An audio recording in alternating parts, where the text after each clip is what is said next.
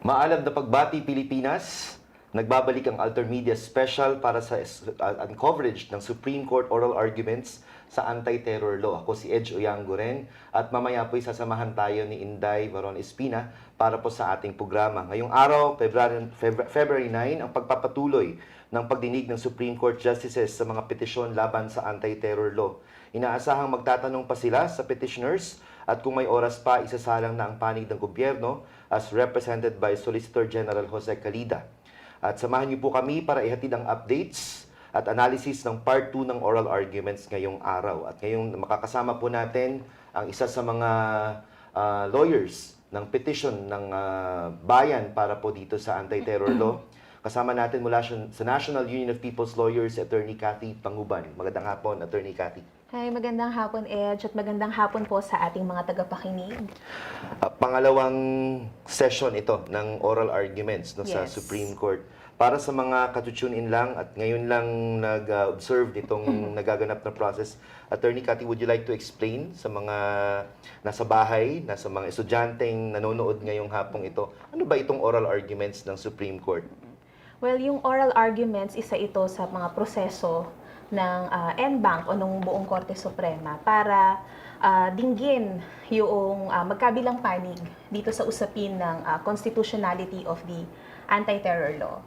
So, yun, bibigyan ng chance na mag-explain, mag-argue itong petitioners. No? We have 37 petitions filed before the Supreme Court at meron pang nag-petition for intervention recently. Ito yung mga kapatid nating dalawang AITA na unang-unang nakaranas ng na ma-file ng kaso against nasampulan ng violation nitong bagong batas na ito. So yun, pakikinggan yung magkabilang panig. Sa ngayon nakapag-present na ng opening statement yung side ng mga petitioners, and then ongoing yung interpellation. So magtatanong for the guidance din ng Supreme Court. Magtatanong sila sa mga petitioners at kahit doon sa doon sa kabilang panig o sa panig ng gobyerno. At last week nakapagsalita na lahat ng mga petitioners, mga lawyers, Yes. petitioners, no? Meron ka bang na-observe na mga siguro magandang balikan natin sa mga viewers natin? May mga salient points ba tayong dapat tandaan as we go through itong pangalawang round ngayong hapong ito? Well, syempre yung opening statement ng mga petitioners clinuster nila yung mga issues dito sa usapin ng constitutionality of the anti-terror law. But paano ba? Well, siguro ganun pa rin naman hindi binibitawan ng petitioners yung posisyon nila na yung anti-terror law by itself, the mere definition of terrorism is overbreadth and vague. And sa tingin nila, ito yung dito tayo magkakaroon ng problema. No? Kasi marami ang pwedeng mabiktima. Marami ang pwedeng maging biktima nitong hindi malinaw at napakalawak na definition ng terorismo under this new law. At ito yung binabanggit nilang Section 4. Last week, paulit-ulit Section yun. 4. Section 4 na yung napakalawak ng definition ng terrorism. Yes. Anyone, sabi nga, masuspetsahan ka o di kaya ay tinitingnan na ang intention mo ay ganito, kahit hindi naman, wala namang malinaw na grounds, ay pwede ka nang hulihin. Precisely. Diba? So yun naman yung tinutungtungan nung mga yung mga opening statement na inihapag nung mga nung mga arguers natin in behalf of the petitioners. So yun. At nakita rin natin, nagtatanong na yung mga justices, no? Yes. Tawag doon sa process na Interpellation. So parang kina-clarify yung mga points. Yes. No? At para mabigyang linaw rin, at mabigyan ng examples. No? Yes. So yun yung ginawa nila the last time. Parang may 3 justices pa lang na nakakapagtanong. So lahat ba ng justices ay magtatanong? Yes. Are we expecting them to ask? Oo, kasi nila yan prerogative nila yan para ipaliwanag.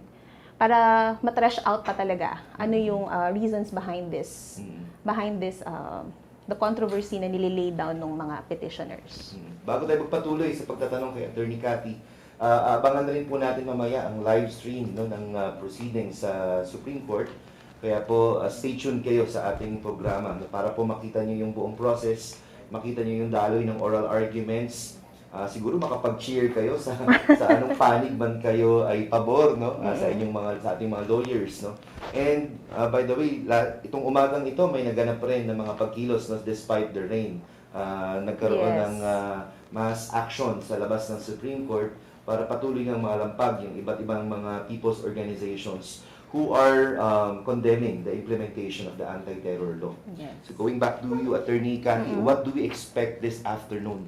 Ano ba ang mga aabangang eksena ngayon sa Supreme Court? Well, it's a continuation nga ng interpellation. As I said, prerogative ng mga justices na magtanong doon sa mga arguers natin. And they can even ask counsels for each of the petitions. Kasi meron din, pinapasok din, ni-require din nila na nandoon yung mga counsels or representatives ng bawat nung 37 petitions. So they can ask, they can clarify, they can seek clarification from any of the counsels doon sa na yan. Is it possible to present evidences at this stage? May ebidensya, may magsasalita, may magbibigay ng affidavit, tama ba yun? Sinumpang ang salaysay? Parang nakikita mo sa regular court ng mga ganun na eksena. May ganun ba nga asahan tayo? Hindi namin ma-ascertain kasi it might well, as I said, prerogative ng Supreme Court, prerogative ng justices how they would want to proceed with kung sa tingin nila makakatulong 'yon para mas maunawaan nila or makapag come up with a position sila dito sa usapin na to. Yun yung so pwede nilang gawin. Pwede nilang gawin. Patawag ng iba pang baliban doon sa mga nakaline up. They can do that, and they can also require submissions of affidavits. They can require submissions of documents, documentary evidence for that. Attorney, let's go to the specific petition ng bayan. Okay. Ano ba ang pinakasentrong argumento ng bagong alyansang makabayan? Why bayan is petitioning against the anti-terror law? Ano bang kinakatakot? Sabihin nga na using the term of the other party, natatakot daw ang bayan, meron daw may mga ganun may mga ganung mga takot na sinasabi. Okay. Ano tingin mo dito, Attorney Cathy? Well, basically kasi yung bayan petition, nag-aano siya tawag dito, it centers on the definition of terrorism pa din. Yun naman kasi yung pinaka-meat nito. Yun yung pinaka-sentro nung controversy. Yung overbroad and vaguely defined concept of terrorism na, as we said, it can, sabi nyo nga, di ba, intent kasi yung pinag-uusapan dito. And who will define that intent ay hindi naman tayo kung hindi yung law enforcement authorities. So yun yung medyo doon nababahala yung bayan. And then coupled with may other provisions din kasi sa anti-terror law na sa tingin namin ay nakakaapekto doon sa curtailment nung certain constitutionally guaranteed freedoms and human rights, basic human rights natin. So, yun siya. Yun yung pinaka-meat nun So, ibig sabihin, anyone can be accused, anyone can be suspected of being or engaging in terrorist activities. Tama ba? Ganun ba yung binabanggit ng bayan dito? Yes. Ganun yung kasi nga, ang vague ng definition ng terrorism. Because pag tinignan natin yung definition niya, it centers on intent. No? Okay. It does not define what acts are considered, what overt acts ang dapat iwasan ng isang tao para hindi siya ma-prosecute under this criminal law. And as we said in the petition, this is a criminal law. Kailangan malinaw yun. Hindi po pwedeng malabo, hindi po pwedeng pwede na yan. Kasi pwedeng mawala ang, the right to life, the right to liberty of a person is at stake. Kapag ang usapin ay criminal, when we speak of criminal law. Okay. So, yan. Bago tayo magpatuloy with Attorney Cathy, tingnan natin kung ano na nagaganap sa Supreme Court. Panoorin po natin ang live update.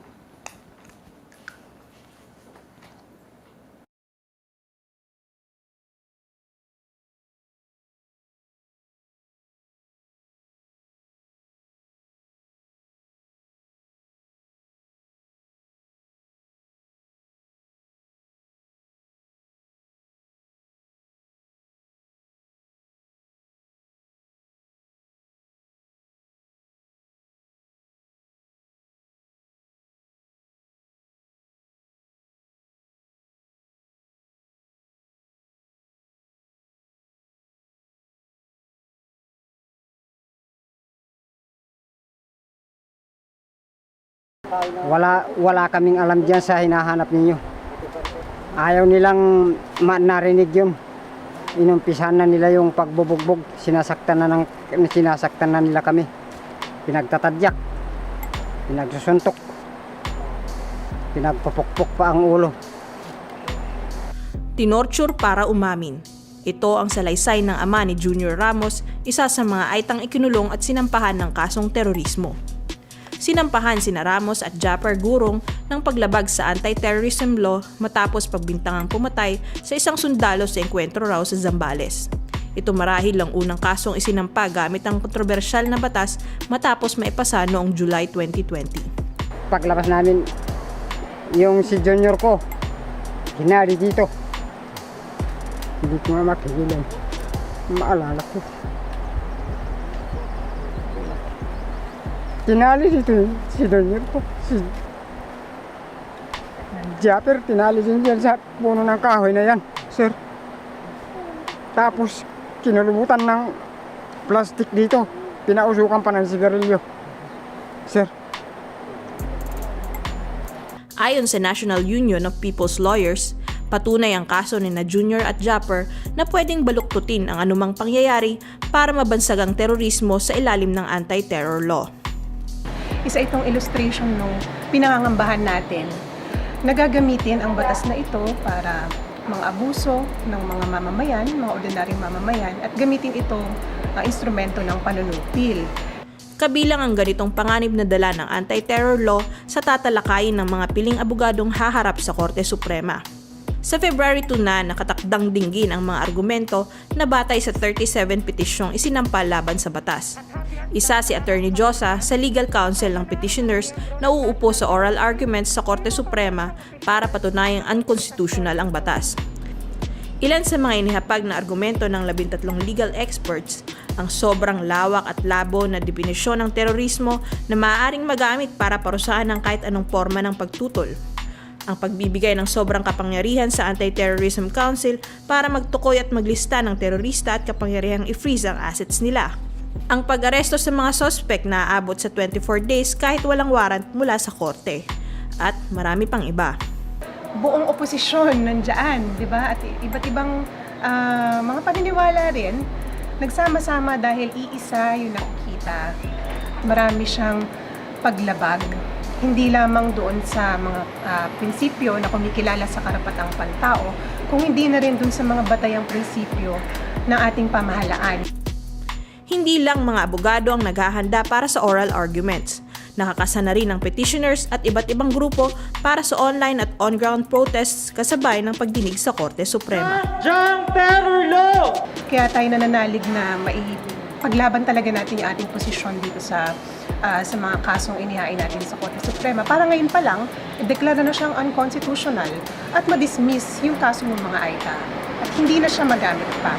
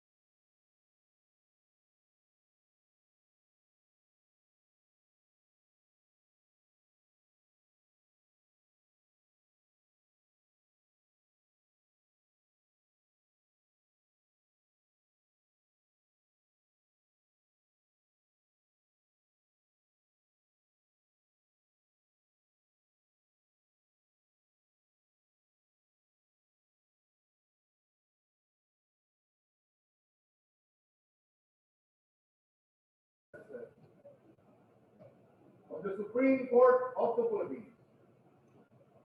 Hear ye, hear ye, hear ye. All persons having business before the Honorable Supreme Court of the Philippines shall give their attention, for the court is now in session.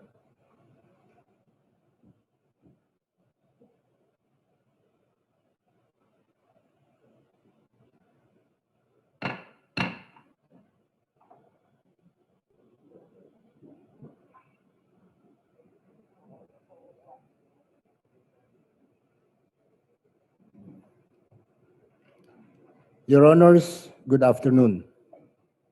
This is a continuation of the oral arguments for the 37 consolidated petitions assailing Republic Act 11479, the Anti-Terrorism Act of 2020. Appearances? May I request the representing counsels to please make your appearances. Good afternoon, Your Honors, Mr. Chief Justice. Attorney Jose Anselmo I. Cadiz, for Petitioner, Integrated Bar of the Philippines, and the governors of the Integrated Bar of the Philippines, in GR 253624, Your Honor. Thank you very much.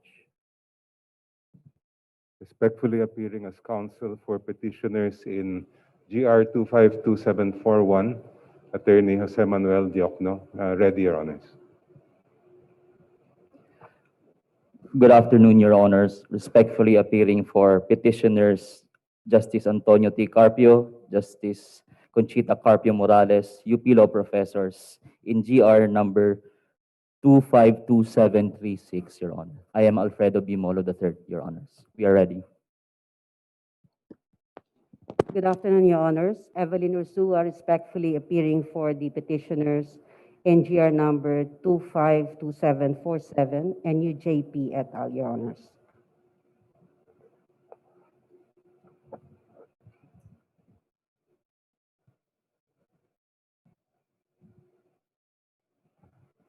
Good afternoon, Your Honors.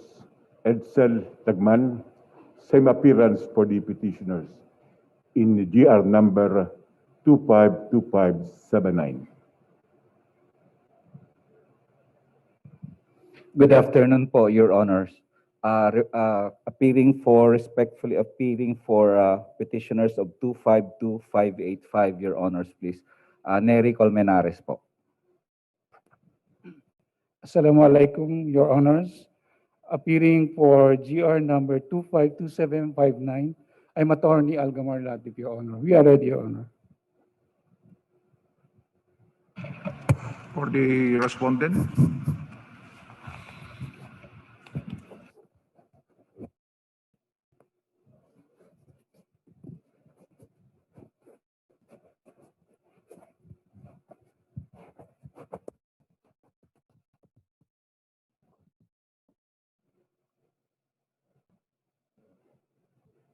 Test, 1, 2, 3, test. Good afternoon, Your Honors. Chief Justice Diosdado M. Peralta, Honorable Justices of the Court, good afternoon.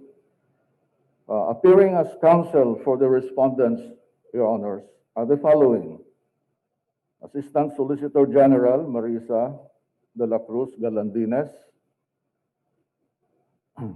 ASG Rex Bernardo L. Pascual, ASG Raymond I.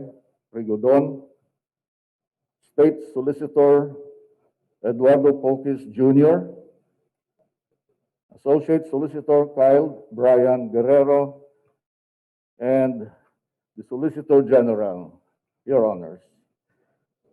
Your Honors, there is a supervening event after the conclusion of the oral arguments last February 2, 2021. This will affect not only the continuance of the oral argument, but the resolution of the pending petitions as well.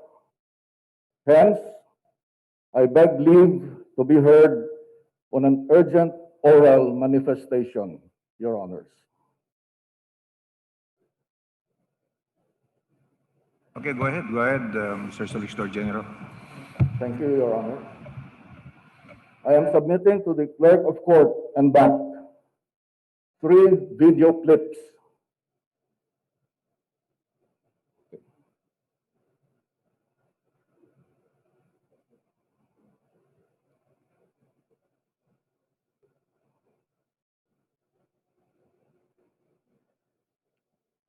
I am submitting to the Clerk of Court and back 3 video clips, and now I'm showing before you the first of the 3.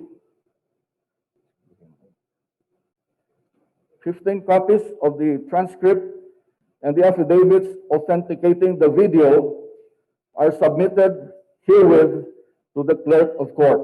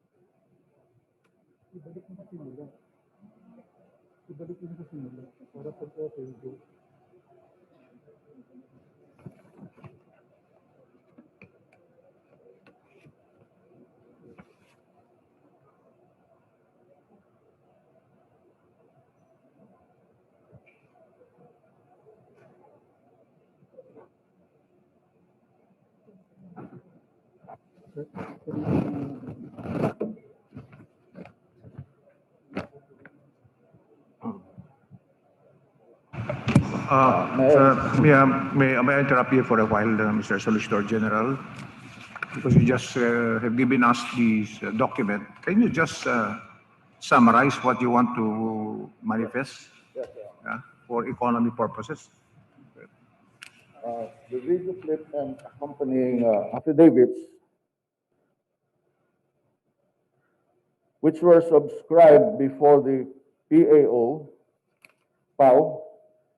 were attached to the endorsement to the Office of the Solicitor General, duly signed by Provincial Legal Officer of the National Commission on Indigenous Peoples, or NCIP, in Zambales. The NCIP and PAO are reportedly the new counsel of Gurong and Ramos, the 2 ETAs, Your Honors. In addition to the video clip, Gurong and Ramos executed a pinagsamang salaysay ng pag-uurong, stating as follows. In number 2,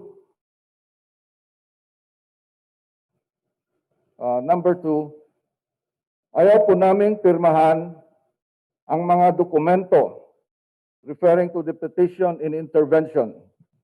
Napilitan na rin kaming pumirma. Binigyan po kami ng 1,000 at hatiin daw po namin.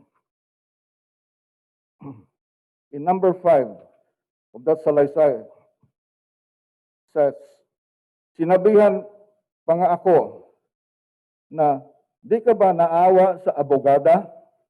Galing pa siya sa Manila para papirmahin ka lang. Unquote. In paragraph 6, it says, nakiusap din ako na sana lubayan niyo ang magulang ko.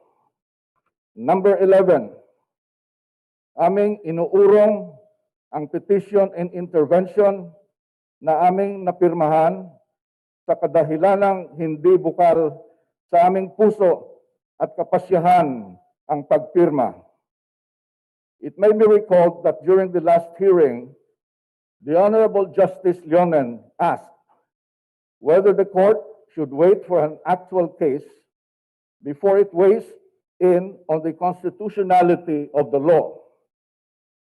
The Honorable Justice even hinted that maybe the ETA case would provide an actual controversy to warrant this Honorable Court's exercise of its power of judicial review.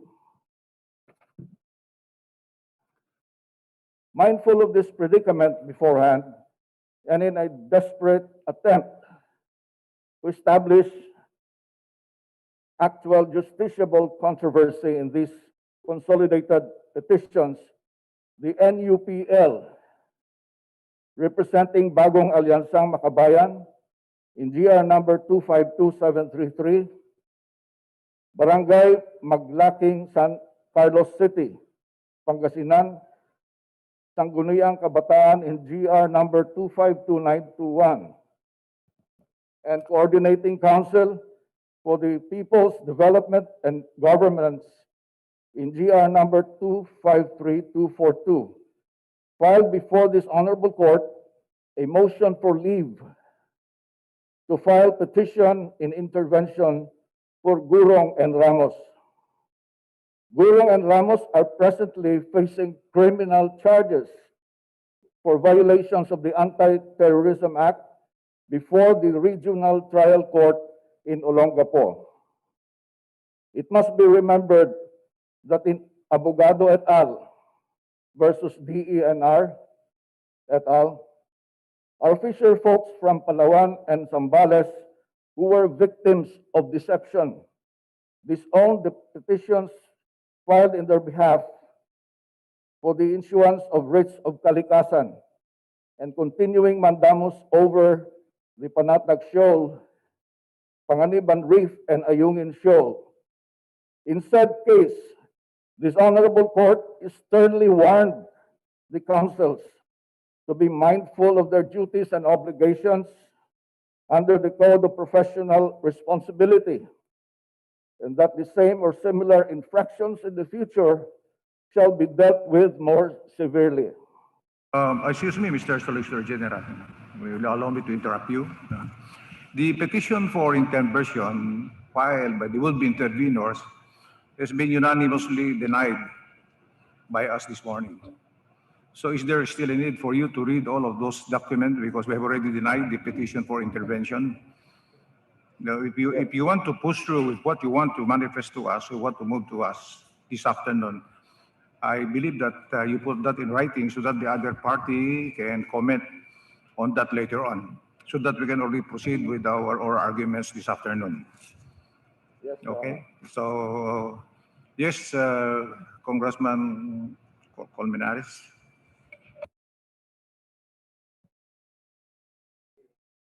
Hello. Thank you, Your Honor.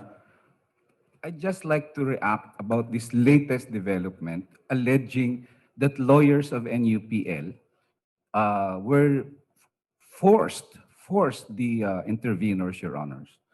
In the first place, Your Honor, we are not aware of this latest development, but it is really strange why lawyers can force a detainee inside a PNP camp. That's really outrageous, Your Honors. And secondly, we would like to inquire from lawyers who signed who counsels to the intervention, whether when the respondents talked to the petitioners, was their counsel also at the time, Your Honor? Because it seems that we are really unaware of this. So the court has said that the intervention has been denied. However, we would like to, if the manifestation is filed by the Solicitor General, Your Honor, we would like to respond to that, Your Honor, in proper time, Your Honor. Let us wait for their motion. Okay. Thank you, Anyway, it is only a manifestation, so there is no yet motion. Thank So you, if po. they want to pursue through a motion, then let us wait for the motion. If there is none, then you can sleep well. Thank you, po. Okay. So let's now proceed with the oral arguments. Justice Marvick Lonin can continue with the interpellation. Is Attorney Latif here in the session hall?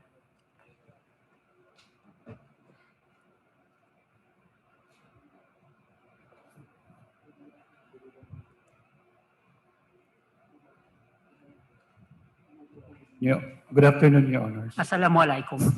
Salam, Your Honors. I am sorry that during your opening statement, you mentioned that there was still this discrimination against the Muslim population in this country, and that there seems to be an impression, according to your opening statement, that most of the terrorist acts come from Muslim Filipinos. Am I correct in hearing your opening statement? That is correct, Your Honor. Yes. And but then on the other hand, you are aware that there have been terrorist incidents in many places in Mindanao as well as in the environs of Metro Manila.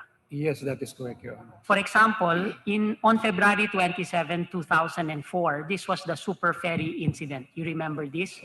Where there were 116 people that were killed due to a bomb that was hidden in a television that was loaded into Super Ferry number 14.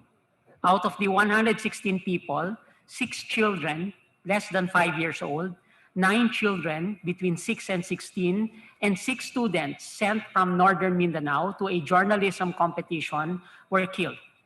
You're aware of this? Yes, in general, Your Honor, I'm aware. And would you recall who the perpetrators were as found by our Philippine National Police and our ISAP? I am not aware of the identity. You've heard of the Raha Sulaiman movement, correct? Yes, I recall, Yes, Your Honor. they are of a different kind of jurisprudence in Islam.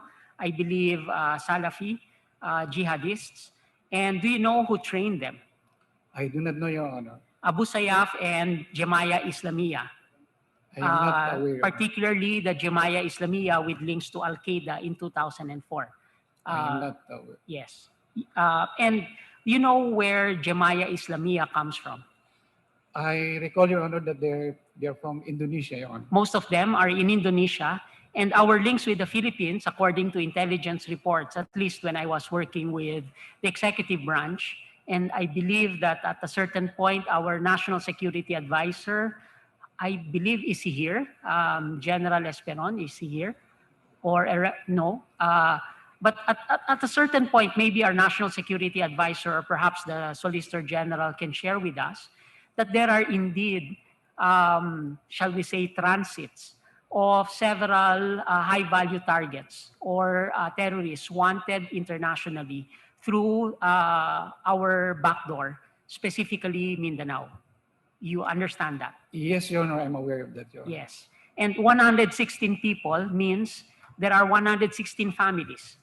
6 children less than 5 years old in 2004, 9 children between 6 and 16-year-old, 6 students from Northern Mindanao for a journalism contest. You agree with me that this was a terrorist act? Yes, I agree with you, Your Honor. Yes, this was in 2004. I can go through the incidents in 2017. So in Basilan, kidnapping and execution, July 5. Basilan, July 30, kidnapping, execution. 7 Filipino loggers were beheaded in 2 separate towns in Basilan.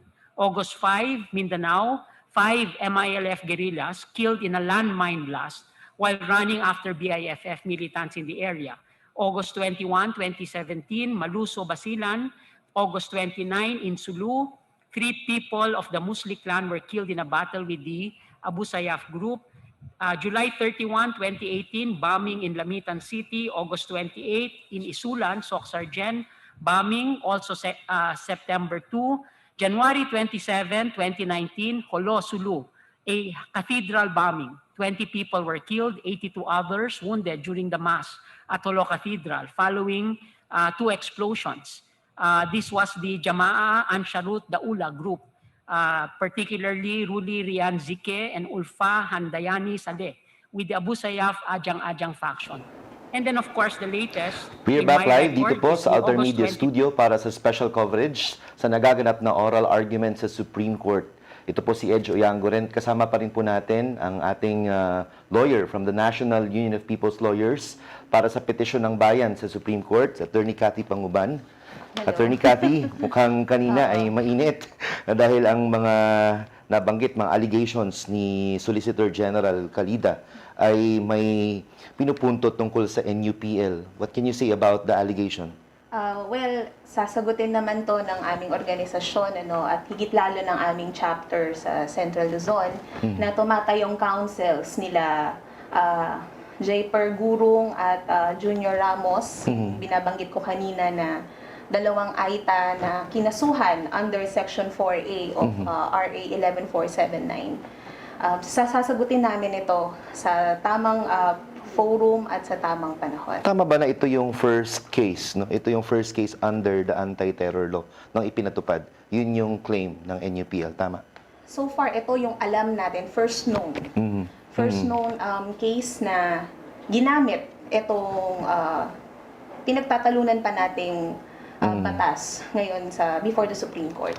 So mga kaibigan, earlier kasi si Solicitor General Calida, ang kanyang allegation ay may puwersahang nagaganap. No? Lawyers are forcing itong mga victims na ito to appear or to file cases. Ganun yung dating. No, tama ba? Oo. And you said that you will respond in the proper venue, in the proper forum. Tama? Yes. We will definitely answer all those unfounded allegations. So kanina tinanong kita, Attorney Cathy, regarding the process, no? So ito nga, so pwede palang ganito, no?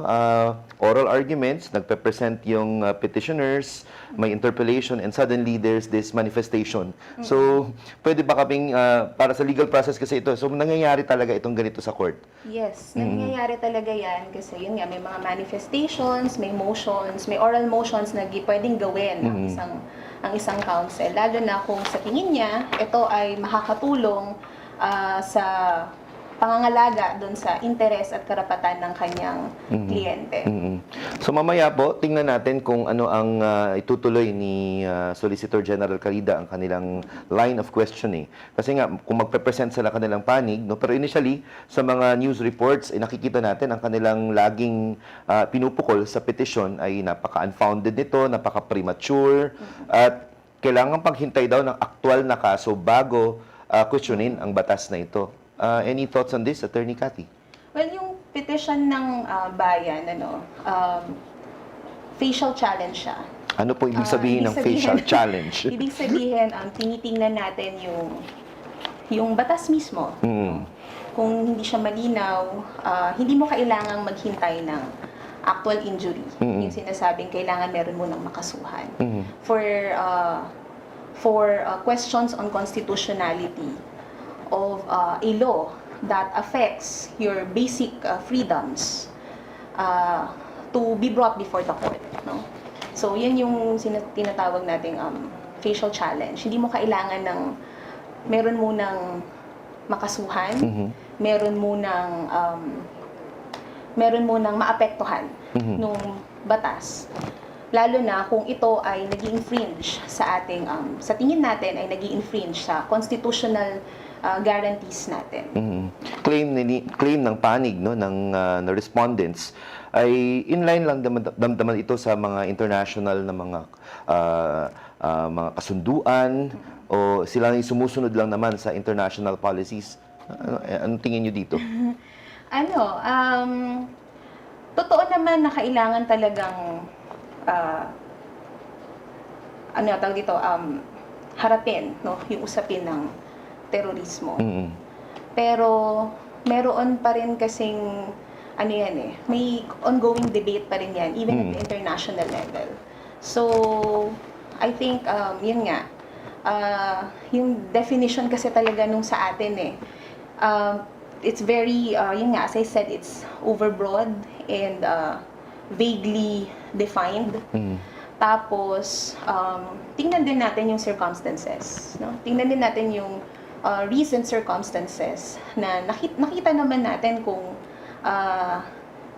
sino ba, dito natin nakikita kung ano yung intent no? Dito natin nakikita kung ano yung intent nung batas. Wag natin siyang i-take out of context. Wag natin i-discuss yung batas from a vacuum. Mhm. Tingnan natin yung specific at yung current context, yung current circumstances na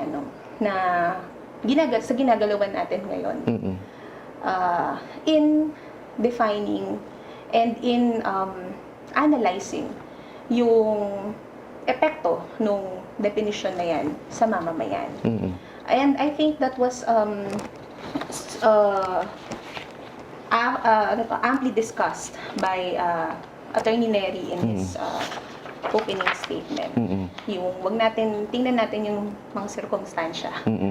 na meron tayo ngayon in analyzing saan nanggagaling yung ganitong pagtingin doon sa batas noong mga petitioners. Sabi nga, di ba, ni Attorney Neri, sa statement niya last week, the law also penalizes intention. Yung nabanggit mo kanina, no?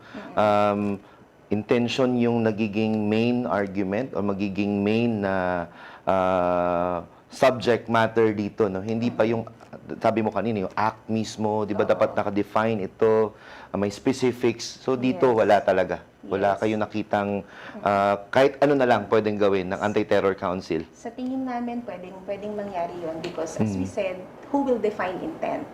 It's not us. It's not the law because the law is vaguely defined. Right? So, wala namang parameters, walang clear-cut guidelines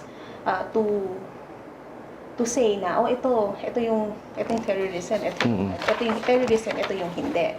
So, yun nga, sino magde-define ng intent? It's not us. It's the one who will enforce the law. So, doon nanggagaling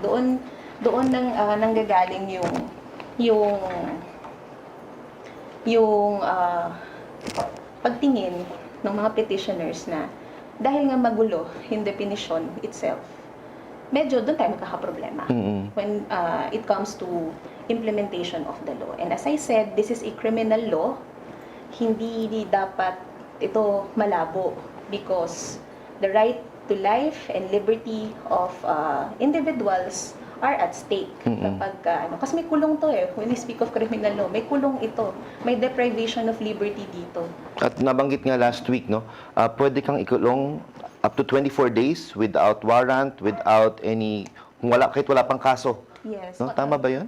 Yes, that's specifically provided for under this constitutionally challenged law.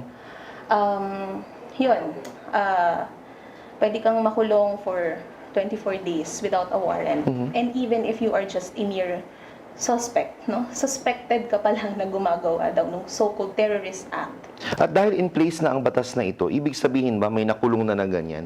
May nakarating na ba na mga cases sa NUPL na ikinulong, yun nga, walang mga warrant? May nasampulan ba na ganyan talaga yung nangyari na 24 na araw siyang nakulong? May mga ganito na ba tayo? Wala pa kaming na monitor na ganyan. Except, as I said, ang alam lang din talaga namin, itong ang hinandle na case ng chapter namin sa Central Luzon, yung case nitong dalawang kababayan nating mga AITA. So, ayan po. So mamaya po iaalawin natin yung updates, no, kung magsasalita na, no, ang itong panig ng respondents dito nga po sa Supreme Court. Ito pong oral arguments, no, sa anti-terror law. At kasama pa rin natin si Attorney Cathy Panguban para po sa Bayan Petition, no. Tayo po ay para sa mga nagso-social media, no, Facebook ay hanapin lamang po ang AlterMidya at sa Twitter ay AlterMidya din para po ay masundan niyo ang ating mga updates. May mga tanong pa tayo dito, Attorney Cathy, no? Ordinaryong tao ba ay magiging saklaw ng batas na ito o ito ay para lamang sa mga vocal sa social media, para doon sa mga influencer ng mga laging nagsasalita on political and economic issues? Ito lang ba ang tingin nyo ang nakasentro, kung baka mainit ang batas na ito sa kanila? Or does it also pertain to ordinary individuals na nanonood ng ating broadcast ngayon, mga estudyante? Anong tingin nyo dito sa NUPL? Pag tinignan natin yung batas, no, how it is worded, it says any person. So, regardless pa nga kung nandito sa Pilipinas o wala, regardless kung Pilipino siya o hindi, it can be, the provisions of the law can be applied to them. So, technically speaking, anyone can be prosecuted under this challenged law. Pero yung nakikita din namin at ngayon, nakadirect talaga siya sa mga sa mga dissenters, no, yung mga critical of the policies of the state. At yun din yung isa sa mga highlight din namin dun sa aming petition, na nakaturol ito, directed ito against a certain class of individuals. At ito nga yung mga dissenters o yung mga critics of state policies na hindi tumutugon sa pangangailangan ng mamamayan. May safeguards ba ang batas na ito? Para kasi 'di ba, sabi nga sa batas, hindi ako law student, hindi ako nag-aral ng batas. Pero lagi kong naaalala yung sinasabi na dapat walang batas na ipinapasa na magsasagka sa iyong kalayaang magpahayag, kalayaang mag-organize, no, kalayaan ng press, no? Paano 'yun? Paano yung ganun? Kung sa tingin ninyo ay ito ay bumabangga na doon sa basic na mga freedoms na ito, mga constitutionally guaranteed na mga karapatan. Paano 'yun? Ayun, kaya natin kine-question, no? So wala talagang any form of ito, mayroon naman siyang kung ganito naman, hindi ka naman huhulihin ng ganito. Wala bang ganun? Yun yung sinasabi nung kabilang panig. Yung sinasabi nung kabilang panig, merong portion dun sa definition sa section 4, defining terrorism. Meron doon parang proviso na nagsasabi na provided hindi kasama dito yung protest, advocacies. Nakalagay talaga yan. Nakalagay doon. Pero meron pa yung qualification. No? Basta daw yung advocacy, protest, stoppage of work na yan ay hindi intended, again, to cause damage or injury to a third person or damage to critical infrastructures. May ganun eh. So, kahit may mention doon yung advocacy na hindi naman daw kasama, hindi considered as terrorist activity, nilimit pa rin siya eh. Bumabalik pa rin siya doon sa definition na merong intent. No? It all boils down to a question of intent. Intent na katulad nga ng binanggit ko kanina, sino ang magde-define? Of course, the law enforcement authorities. So, may ganun siyang may ganung definition doon. Ay may ganung iikot pa rin doon sa intention. Babalik ka pa rin doon sa intention because the law as worded, nakalagay man doon na hindi kasama ang protesta, ang advocacy work, ang strike, ang mga labor pero dapat daw hindi yun intended to create disturbance or to create chaos, diba? May ganun eh. And again, the definition of chaos and disturbance will be left to the discretion of the Anti-Terror Council. Anti-Terror Council or the one who will implement the law. So babalik pa rin dun sa usapin ng intent and who will define intent. Anong implication nito sa legal profession? Pag mga ganyan, may nakikita ba kayong senaryo sa mga tulad nyo ng mga abogado? Paano yung pagtatanggol, no? Nakikita nyo bang mas dadami ang kaso ng mga rights violations given na nakasentro na tayo sa buong daigdig, no, na maraming nangyayaring paglabag ng mga karapatang pantao. Sa punto de vista ng isang human rights lawyer like us and people's lawyers, sa tingin namin magagamit, this is an additional additional na naman to sa kanilang arsenal of legal law, yung laws, legislation na po pwede talagang gamitin at po pwede talagang abusuhin against the people. You know, yun, ganun siya eh. So sa tingin namin, magkakaroon, magagamit itong batas na to sa pag-legalize, quote and quote, doon sa rights violations. So, yun. Mas dadami, mas ano to, no? May Nakakabahala. nakakabahala, no? At lalo pa at last week nga binanggit natin, this year is very crucial din, no? Kasi we are entering into the elections, national elections in 2022. So maraming mga wannabes na susulpot, no, anytime dahil magfa-file na yan ng kanilang kandidatura. So pwedeng yung mga kritiko ay gamitin laban rin, no, sa mga kritiko ng administration.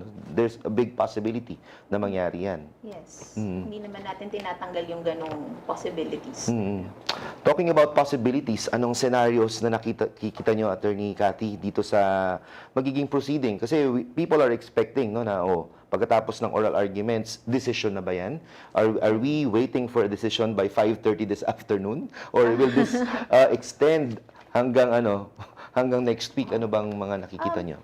Ayun kasi yun nga, katulad ng binanggit ko, medyo mahaba yung process. As I said, may prerogative yung mga justices to fully interpolate, no, para makatulong sa kanila to come up with their own position on the issue. So, they can ask questions pa eh. They are given the floor, no? They are given that prerogative. So yun yung natin, baka marami pa silang tanong. And habang bago naputol yung sa natin, yung sa live stream natin, natin dun sa nangyayari sa loob ng Supreme Court. Marami pang tanong si Justice Leonen at for sure and definitely marami pa rin tanong yung iba pang mga justices natin. And ang process kasi after ng mga ganitong interpellations, pakikinggan yung kabilang side na at the same time subject din sila to a process of interpellation din from the justices. So, yun nga, kung hanggang 5:30 lang, baka hindi din matapos within the day. So, ayun, yun yung naman natin. At para naman sa mga nanonood, no, ano ba ang mga pwede nating remedies or pwedeng maging precaution or mga pag-iingat, ano mga dapat gawin, any advice, attorney, no, para doon sa mga, syempre, kung may masampulan na ng isa, wala nang titigil pa, no, para sa mga ganito. Ano bang SOP na dapat gawin kapag ikaw inahaharap sa isang ganitong klase ng isang banta o isang aktwal na paghuli just because of an intention, just because of using this particular law? Anong pwedeng gawin ng ordinaryong tao? Lakasan ng loob. Lakasan ng loob. Kasi, tsaka fully document yung pangyayari. Because yung facts, no, pag straightforward ang narration mo na kung ano yung nangyari, dahil yun yung totoo, it will stand whatever pressure that will come its way sa korte man yan o kung saan. May karapatan pa rin ba ang isang individual kapag ginuhuli ng lawyer sa ganitong batas? Of course.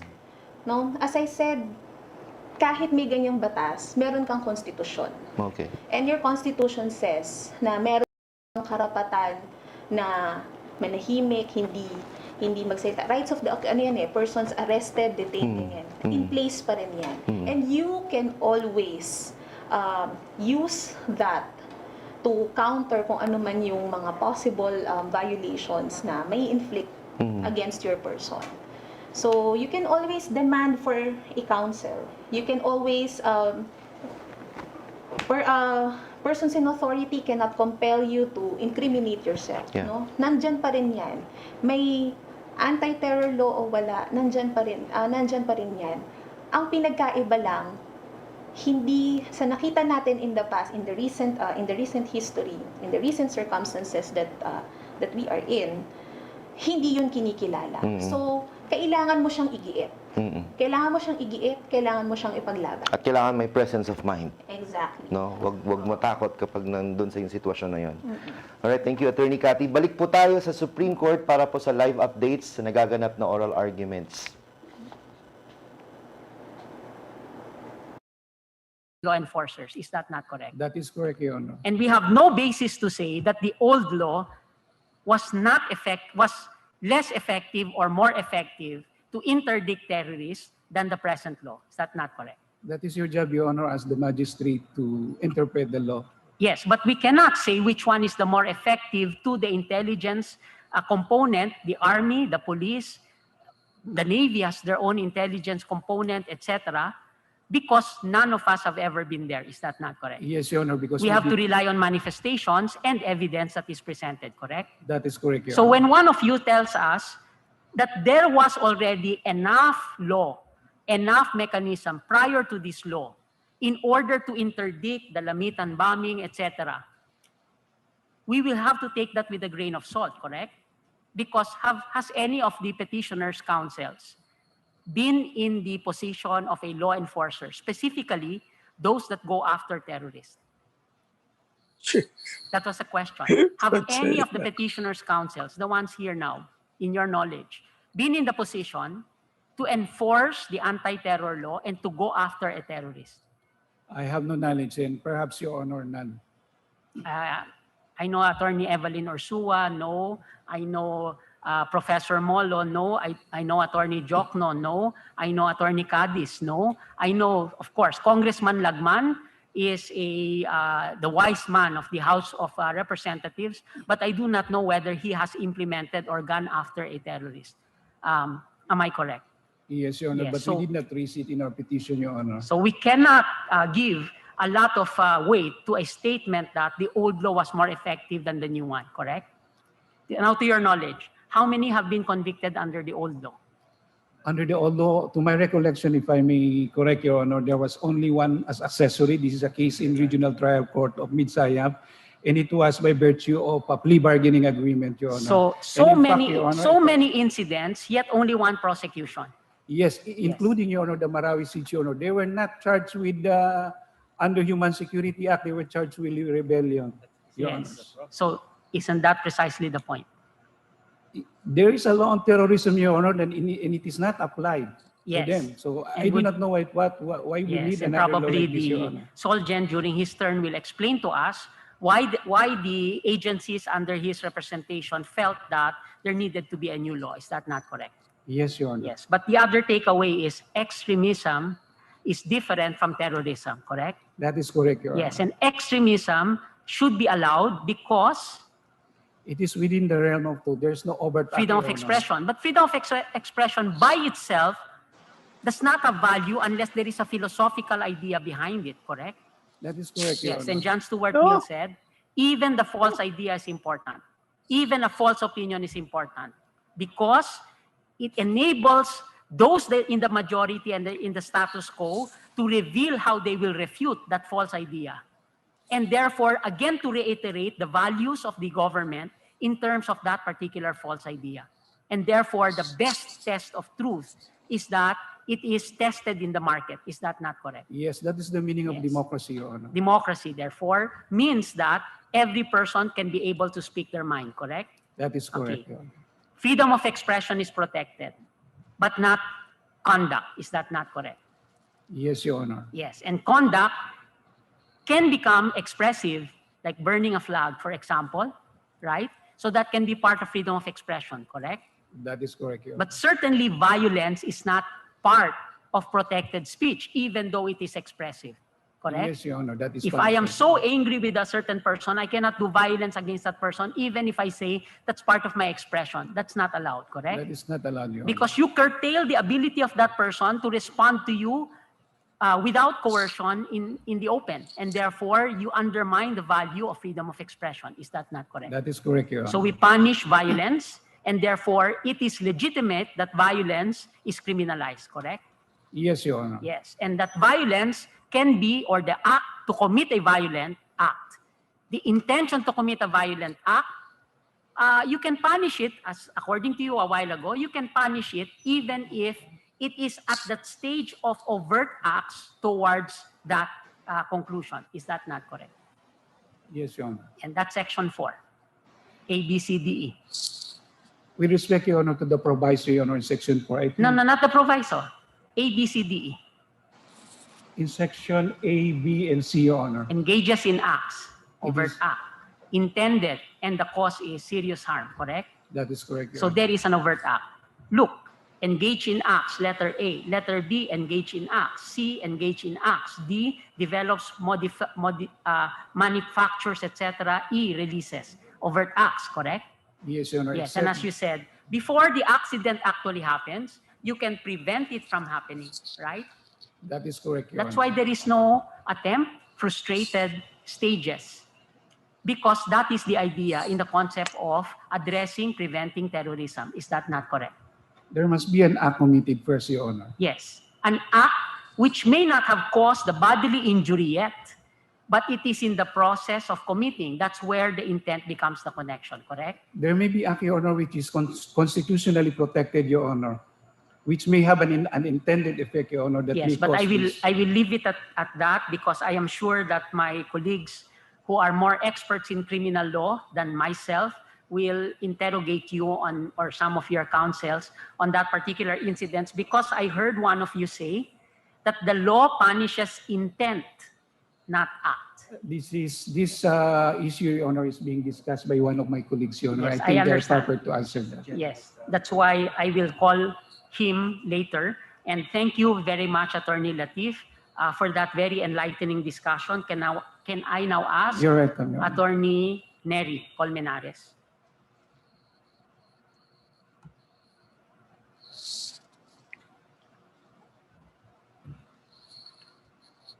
What is that section regarding? You discussed the section regarding. I think you have Bill of overstepped. Attenders, Your Honor. You have overstepped your boundary. That is for the Solgen. Oh, Yes. sorry. That's usurpation. Baka ka makuwaran to. Okay. Thank you, Your Honor. Yes. Okay. Now, what is that section regarding arbitrary detention in the Anti-Terror Act? Yes, that was actually assigned to Congressman Lagman, but Section 29 is on arrest and prolonged detention, Your Honor. Okay. I'm sure you're familiar with that, and I just want to ask you about that. What does that section actually do? Well, upon the It authorization. suspends Article 125, correct? Yes, Your Honor. Not suspend, but it redefines arbitrary detention for purposes of terrorism, correct? Correct, Your Or Honor. acts considered as terrorism. Is that not correct? Correct. And not only that, we argue also that the Constitution is also transgressed. Okay, what part of the Constitution? Well, in our opinion, Your Honor, the Constitution limits the days of detention for a prisoner, Your Honor, and that is our contention. And that particular provision we would like to forward. So this is was actually Article written- 7, Yes, Your Section 18, Your Honor. 18. What, So- what again is Article 17, Section 18? Well, it says, Your Honor, that It's called the Commander-in-Chief provision, yes, correct? Your Honor. Okay, In cases of a while ago, we clarified that there were two approaches to attending to terrorism. The first approach is the executive approach, which is to treat it as a threat against international peace, a threat against national security, and therefore, like in Section 2, there is a cut-out there. And the cut-out is about executive actions to address terrorism. Like, for Yes, Your example, what happened in Marawi. Is that not correct? Yes, Your Honor. Yes. So it is calling out the armed forces to address an invasion or rebellion, or simply the calling out power of the president to call out the armed forces to suppress lawless violence. That's all, correct? Yes, Your Honor. And I recall that there was somebody among us who dissented and said that's not rebellion, that is terrorism. Is that not right? I'm not familiar, Your Honor. You're not familiar. Yes. You're talking to him, right? Oh, yes, Your okay. Honor. But in any case, so what we are saying is, yes, so that is one provision. Article 8, Section 18 is the Commander-in-Chief provision, correct? Yes, Your Honor. It prohibits and suspends the writ of habeas. It allows the president to suspend the writ of habeas corpus. Is that not correct? Yes, Your Honor. And to suspend the writ of habeas corpus, during its suspension, a person may not be detained for more than 3 days, correct? Correct, Your Honor. So the link there is the 3 days is connected to habeas corpus, correct? Well, in my opinion, Your Honor, it is actually connected With the provision. to all, Your Honor, because if it is an extreme situation where the writ of habeas corpus has been imposed and it limits only to 3 days, the more reason, Your Honor, we argue, Okay. of course, that it will also apply If a person is in normal detained times, Your Honor. because of the provision now in the Anti-Terror Act, is habeas corpus still applicable to them? Well, they can resort to that, Because all it Your does, Honor. it says that the rule on arbitrary detention will not apply because the days now will be different, correct? Your Honor, if the And therefore, is habeas corpus still viable when somebody is detained under the Anti-Terror Act? I think it can be argued by the accused, Yes. Your Honor, in this case that since Section 29, the title itself says detention without judicial warrant and the authorization of the ATC was empowered by the law, therefore the detention So when of the that person ATC is valid because of the law, uses Your a Honor. justification which is not allowed by the law and uses, for example, no designation yet, arrests an individual and keeps that individual for more than 10 days for that matter, habeas corpus is no longer available? They can, of course, the is there accused, anything- Your Honor, can file a habeas corpus petition, Yes. Is but there because anything the in law the law- allows the ATC to Yes. do that, Your Honor, then the habeas corpus could be dismissed immediately Yes, by the you judge. know, Attorney Neri, you are convincing me, correct? Thank And if you do not I listen hope so, to my, Your Honor. you're not listening to my questions, I will not be able to understand from my perspective. But Your Honor, I was answering your previous question. I got your answer in the Yes, first yes. words that you said, and that's Yes, my Your Honor. preference, correct? Submit, Your okay. Honor. Now, so you are saying that habeas corpus is not available if a person is already detained under this law. Is that your contention? The person can still file a habeas corpus petition, Okay. but So it cannot be that even right a... is not removed, correct? Pardon, Your Honor? That right is not removed. Well, the filing itself, Your Honor, but the effectiveness of the remedy is already removed because the I'm Terror sorry. Council... When you file a petition for habeas corpus, you file it before a court of law, correct? Yes, Your Honor. And the court of law can be the Supreme Court, correct? Yes, Your Honor. And you are telling us that when they file a petition for habeas corpus here, we will certainly dismiss it. Well, Your Honor, You know because- better than Manila Times the result of the action of the court? You know better than us? Your Honor, please. Yes. The, So we can the clarify title even- of the law, Your Honor, is detention without judicial warrant. So the court will say, well, that was valid under the law. Yes, That but you can be detained again, as for I said, 24 days without judicial warrant. that is So your, what's that's your question? interpretation, and you do not sit in the bench, correct? Yes, Your Honor. Yes, and part of the way that we can clarify is it's possible to file a petition for habeas Yes, Your corpus. Honor. Yes. And when a petition is filed, it is up to the court to attend at that moment to see whether the 3 days or the 14 days will apply, correct? Yes, Your Honor. Yes, and proceeding from a theme that I had last time, we wait for that incident, correct? Yes, Your Honor. Have you been detained already by this law? Not yet, Your Not Honor. yet. Have any of your clients been detained under this law? Many, Your Honor, have Your been petition. in my petition, Your Yes. Honor. Not that I know Ah, of as okay. of now, but Your Honor, Thank you please. for the clarification. Your Honor, please, if I may, the law includes the exercise of civil and political rights within the ambit of terrorism, Your Honor. Wait, that's not And- my question. I will ask that from Attorney Chell. Oh, So okay. let me just go to the question. Thank you, Your Just Honor. for brevity and for orderly procedure, so that the Thank rest you, of my Your Honor. colleagues can ask the question now, and we might be able to finish today. Thank you. And then maybe tonight we will hear the Solgen, and I think we will have another session for that. Okay, but that nonetheless. Okay, now you spoke about surveillance, correct? Yes, Your Honor. Yes. Okay. There is Section 2 and there is Section 3 of Article 3 of the Constitution. Is that not correct? Yes, Your Honor. Yes. What is the difference between Section 2 and Section 3 in terms of its application of the Constitution? Well, Section 2, Your Honor, is about the right of the people to be secure in their The right of the persons. people to be secure in their persons, houses, papers, and effects against unreasonable searches and seizures Yes. And shall be inviolable. And you look at the end phrase, describing the place to be searched and the Correct. persons or things to be seized, correct? Yes, Your Honor. So the person or thing already exists to be seized. Yes, Your Honor. And the person or thing to be seized, person or thing, and thing can be fungible or non-fungible, correct? Tangible or intangible. They already exist, correct? Yes, Your In Honor. other words, Section 2 might apply, just reading that, might apply when the crime has already been committed, right? Or about to be committed, Your Honor. No, it says persons or things to be seized. Yes, Therefore, Your it is already there, right? Yes, Your Honor. Yes. Now look at Section 3. Section 3 actually says, the privacy of communication and correspondence shall be inviolable, except upon lawful order of the court or when public safety or order requires otherwise, as prescribed by law. Now, the difference might be, and this is covered in a separate opinion in the case of Subido versus AMLA, the law firm of, I think then, Vice President Binay versus AMLA.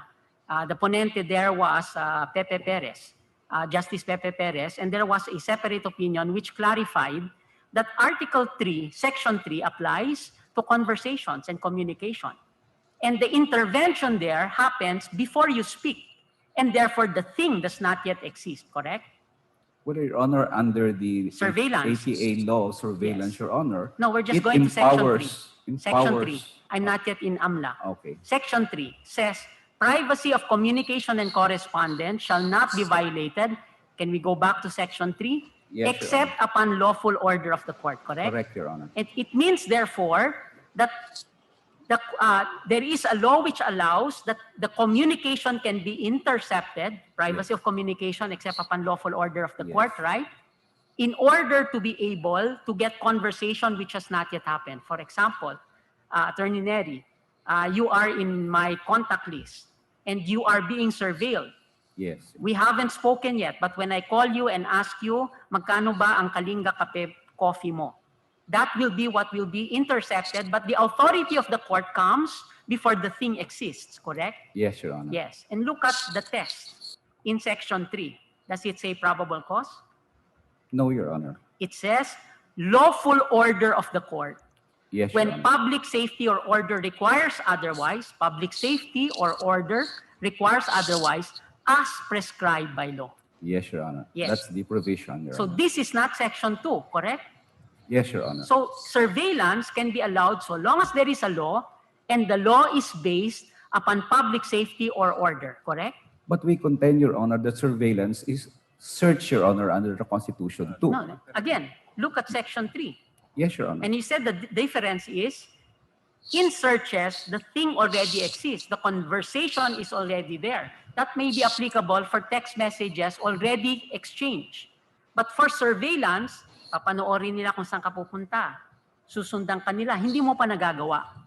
And the lawful order there comes out before you actually do it, before the thing will exist. And all it says is, lawful order of the court, Yes, number Your one, public safety or order requires, and this is in the law, correct? Yes, Your Honor. So Balik this po is tayo not dito the sa studio anti-terror. sa AlterMidya para sa live In this case coverage is na that nagaganap we na oral contest argument the sa intrinsic Supreme Court validity of dito po sa the anti-terrorism Section 4, Your law. Honor, At because it ngayong is hapon po ay vague, makakasama it's natin sa overbroad, ating panayam and ang isa sa therefore mga any petitioner resulting mula po sa lawful movement order against from the court tyranny. has violated Magandang hapon sa iyo, the Sir Vergel fundamental rights Santos. of the suspect, I Your cannot Honor. get the idea that it is vague because Nakahanda lawful po kami order, ng mga tanong so para the, po dito Court of sa Appeals will issue inyo the bilang order. petitioner. Nais naming The tanungin. law already states that they Bilang can petitioner issue po, ano po ang the inyong order, observation sa and nagaganap therefore the na oral surveillance argument sa Supreme Court? constitutionally under At mamaya Section po 3, may paragraph tatanong 1 rin is kami valid, tungkol doon sa correct? usapin ng red Yes, Your Honor. tagging. I'm So, referring to sir, the would you like definition of to say terrorism something under about Section the 4. And second oral to that, argument sa Your Supreme Honor, Court as a the petitioner? surveillance section under Section 16 does not only give... In other words, Attorney Neri, I would like you to cover this distinction. That there are searches that are for purposes of getting the fruit of the crime. Yes, Your Honor. And this is already not investigation for purposes of defining whether a person has committed the offense.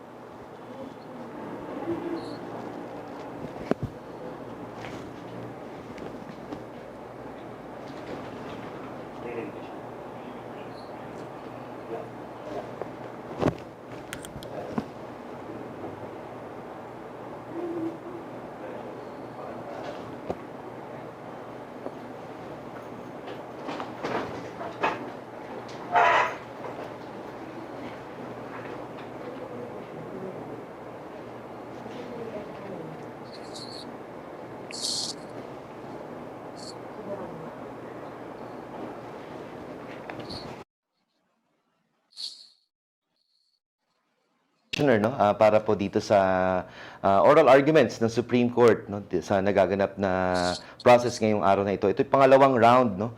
At inaasahan natin na mamaya ay magsasalita rin ito pong mga respondents, no, as represented by Solicitor General Calida. At kanina ang panayam natin kay Attorney Cathy Panguban ng National Union of People's Lawyers ay marami tayong nais balikan, no? Particularly yung NUPL na statements, no, regarding dito nga po sa naging allegations kanina ng Solicitor General. At sabi nga ni Attorney Cathy kanina, sasagutin ng NUPL point by point ang lahat po ng nabanggit, no. At maganda ring balikan natin, no, yung usapin ng binanggit ni Attorney Nery Colmenares last time, no, yung pagpipinalize sa intention, ito nga yung usapin ng mismong batas ang kini-question as a whole, no, yung entire hindi lang pa isa-isa, no, na provision ng batas, no, ang kini-question, kundi ang kabuuan, dahil ang context nito ay naka-anchor siya sa isang napaka-vague at napaka-labo, napaka-lawak, no, na mga provisions, no. Kaya hopefully rin ay marinig natin si Verhel Santos, no, para po sa kanyang opinion tungkol dito. Pero if we allow, no, pwede bang balikan natin si Attorney Cathy? Sige po. So tuloy-tuloy lang itong nagaganap na question and answer, no. So do you expect na magsasalita na talaga itong si Calida? Kasi yun yung inaasahan natin ngayong araw na ito, Attorney Cathy.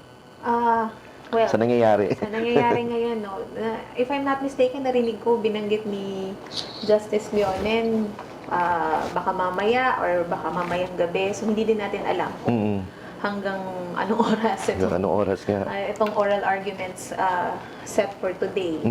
So, or nagsabi rin siya na baka next, baka magkaroon pa ng isa pang setting. Because as I said, yun nga, no, discretion ng Supreme Court.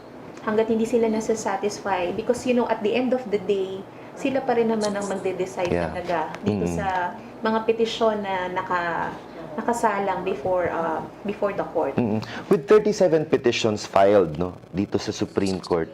Kasi isa sa prayer, nakita ko sa ilan sa mga sa Concerned Artists of the Philippines na petition at ng NUJP, nabanggit doon na calling for temporary restraining order. Attorney, bakit walang nangyaring TRO sa gitna ng lahat ng napakaraming kumikustyon ng batas na ito?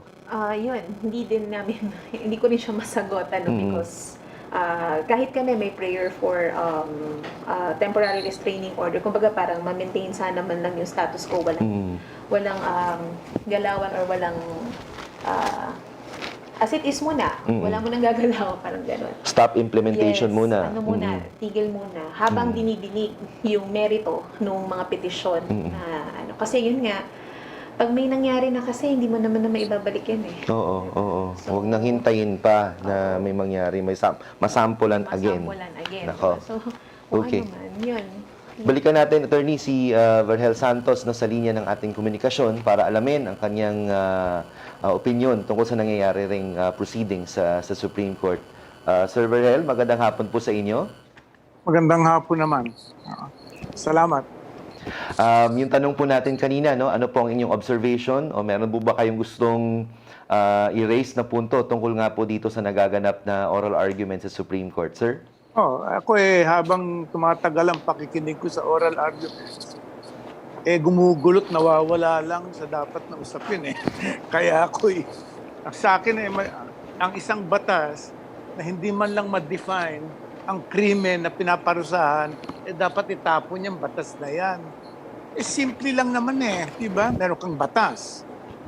Ang batas hindi masabi kung ano ang krimen na pinaparasuan ng batas na yan.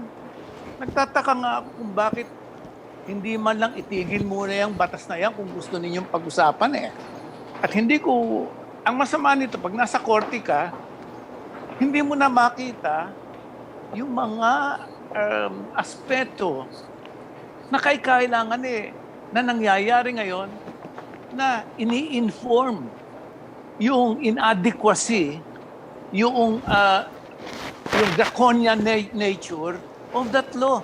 Ano yun?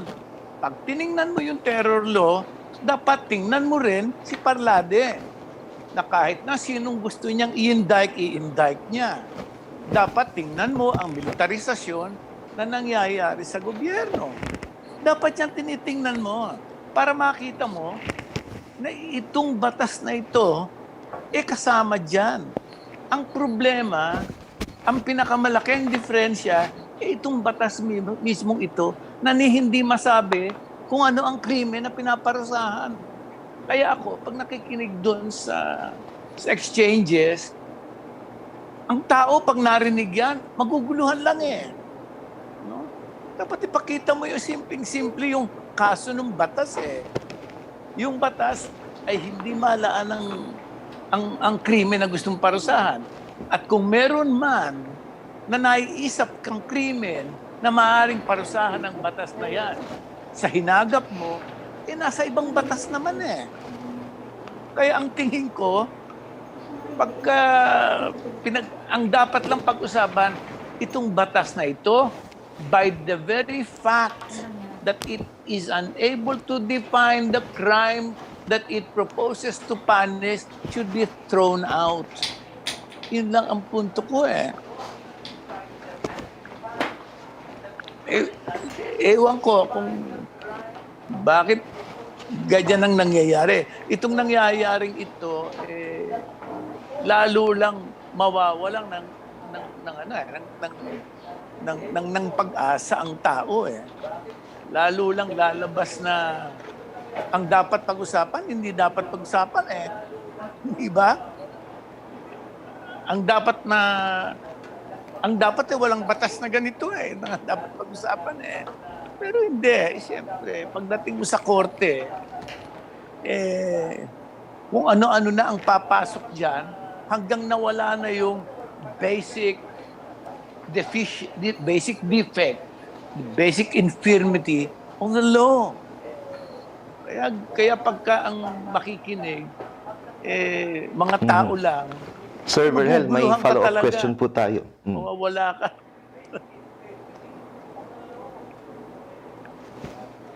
Gusto ko ang mala ng ang opinion ng mga abogado tungkol diyan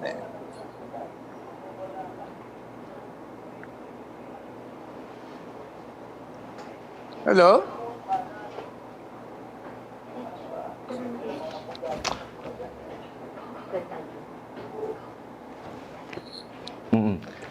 Sir Verhel, may tanong po tayo.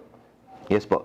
May tanong po tayo dito tungkol doon sa recent case ng red tagging involving ito pong si Parlade at isang media practitioner. Maaari po bang malaman ang inyo pong punto de vista tungkol dito? Hindi dapat pag-usapan yung ni-red tag Yung red tagging mismo, hindi dapat nangyayari yung kahit sino pa ma-red tag Because effectively, red tagging is indicting. Di ba? You will make public the point, which is not necessarily a fact, that this person is a communist, and not only that, but a seditious one. Yun ang pinalalabas ni Parlade Saan niya nakuha yun? Wala siyang dalang court dokumento na pinanghahawakan para pabayaan siya ng korte nang magsabi ng lahat ng ito. So, hindi lang doon sa Inquirer, hindi kung sino-sino pa. Basta yung red tagging, panahon pa na yan, matagal na yan Alam mo yung red tagging, basta gusto ng isang rehimen na mag-suppress ng mga kalayaan, especially freedom of expression, yan ang gagawin. Yan ay pananakot, maliwanag. Yung sabi ko nga yung red tagging, dapat ang tingin dito sama-sama para makita ng tao kung saan, anong pinanggagalingan ito. Kung ano ang kabuuan nito. Ang kabuuan nito, pag pinagsama mo, isa, militarized civilian regime. Di ba? Itong bureaucracy, minimilitarize Pangalawa, nire-red tag. Kung sino, whomever, parlade or anyone in the military or the government fancies, i-indict na lang sasabihin komunista. Pangatlo, meron kang batas na ganito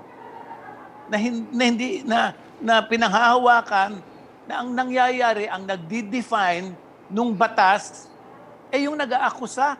Paano naman nangyari na yung nag-aakusa ang nagdi-define ng batas? Paano naman nangyari ito?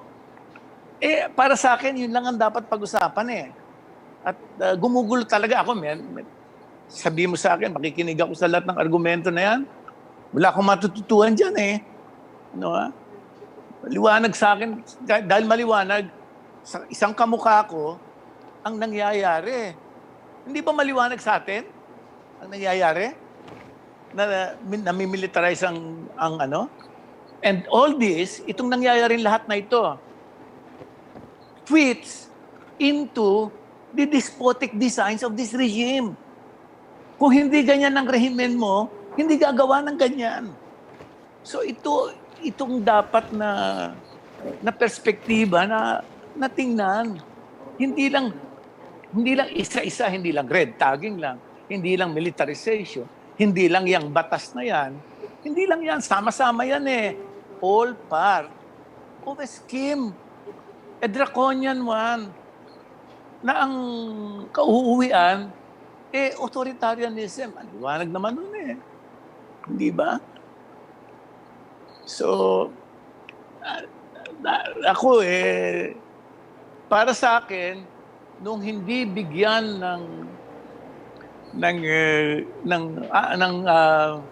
nung hindi bigyan ng korte binigyan ng restraint, nung hindi bigyan ng restraining order ng korte yung terror bill, nakakatakot na yon.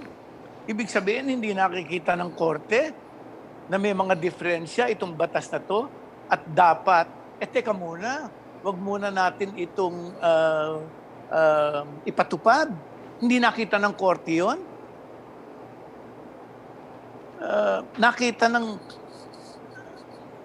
ng lahat, hindi nakita ng korte. Yun ang hindi ko maintindihan. Ako tuwing babalik doon sa punto na hindi nakita ng korte na itong batas na ito, malaki ang defekto. Kung hindi nakita ng korte yun, nakakatakot itong korte na ito.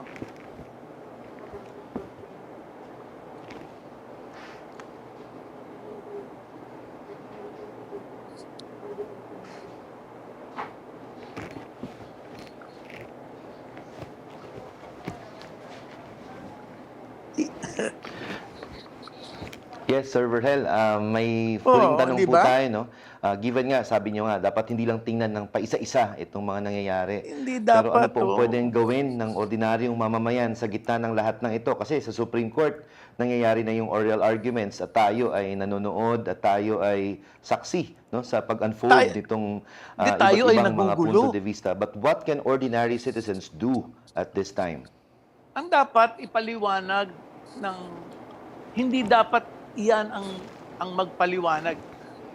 Hindi ako naniniwala na ang kamukhang ang average citizen of this country maiintindihan ang nangyayari pag nakinig diyan. Ang dapat i-distill para sa average na mamamayan kung ano itong nangyayaring ito. Kung iyan ang pakikinggan niya, wala. Hindi maintindihan, maguguluhan lang ang average na mamamayan. Ang dapat ipalabas para sa mamamayan, yung ano ang ibig sabihin ng lahat na ito, the larger picture. At ano ang stakes mo rito as a citizen? At ano ang stake naman ng iyong community as a community at anong stake ng nasyon? Yun ang dapat ipakita rito.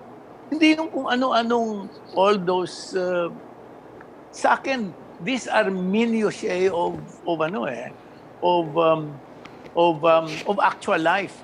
Ang buhay in danger no? Parang pinag-uusapan natin ang tubig. And pinag-uusapan mo yung tubig, nalulunod ako rito Dinidescribe mo sa akin kung ano yung tubig. Nalulunod ako rito. Yun ang dapat pag-usapan at ipahayag sa madla. Hindi yung mga bagay na pag naririnig ko ang isang maestrado, sasagot ang isang petitioner at sasabihin siya ang nagtatanong dito. Hindi lang nagtatanong maestrado, ang tingin ko siya ang sumasagot ng tanong niya. Kaya paano yung proceedings na yan? Walang makukuha ang average na mamamayan. Walang maintindihan yan.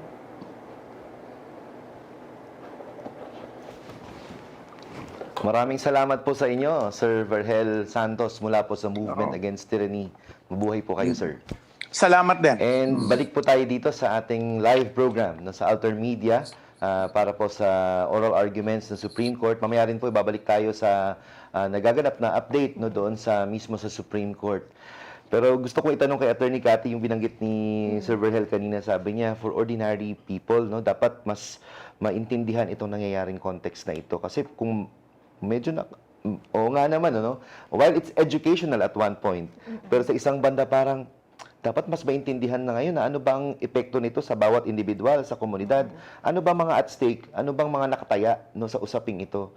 Would you like to comment on that, Attorney? Ano ba talaga ang meron sa batas na ito? Bakit matindi ang, kumbaga sabi nga, panganib o buhay na nakataya, sabi nga ng mga kritiko tungkol dito?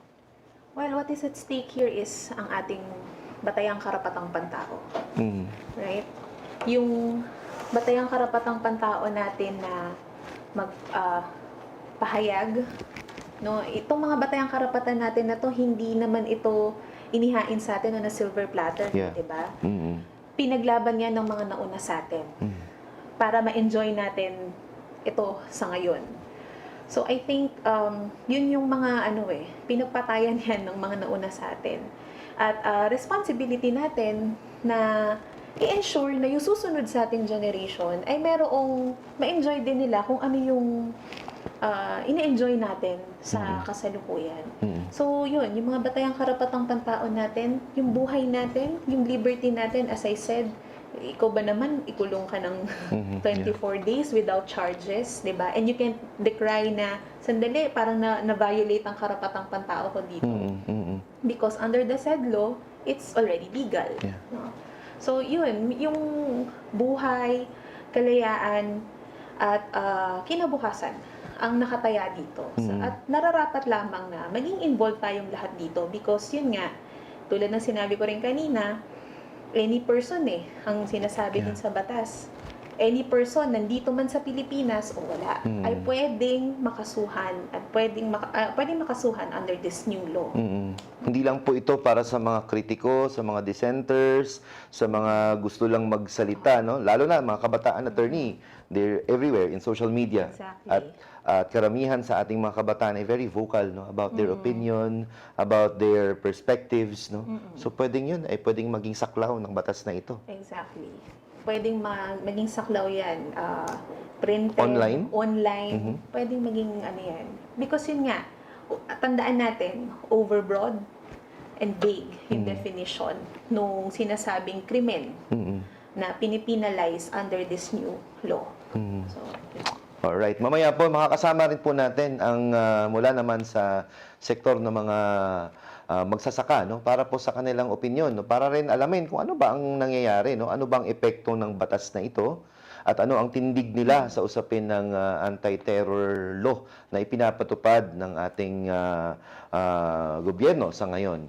At para sa lahat ng mga nasa SOCMED ngayong araw na ito, ay pwede niyo pong puntahan ang AlterMidya Facebook page ang Twitter account, no, para po sa inyo pong mga comments. Babasahin po natin yung ilang mga comments mamaya, no, kung may mga tanong kayo kay Attorney Cathy at may tanong kayo sa buong process, no, kasi nga sabi ni Sir Verhel kanina, baka malito lang tayo sa halip na mas maintindihan natin yung mga nangyayari, no. So kaya nga meron rin po tayong naimbitahan na mga abogado para po pag-usapan, no, kung sakaling may mga Latin na hindi natin maintindihan. Siyempre, di namin kaya paliwanag yan. So, to the rescue sa atin ang National Union of People's Lawyers. So, tingnan natin kung may update sa Supreme Court. Balik tayo sa oral arguments ng Supreme Court ngayon.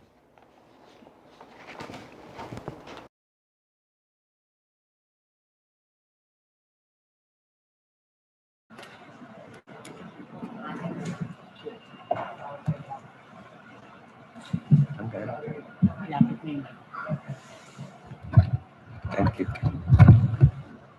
Attorney Jokno, would you agree to the proposition that the anti-terrorism law was enacted by the legislature in the exercise of police power?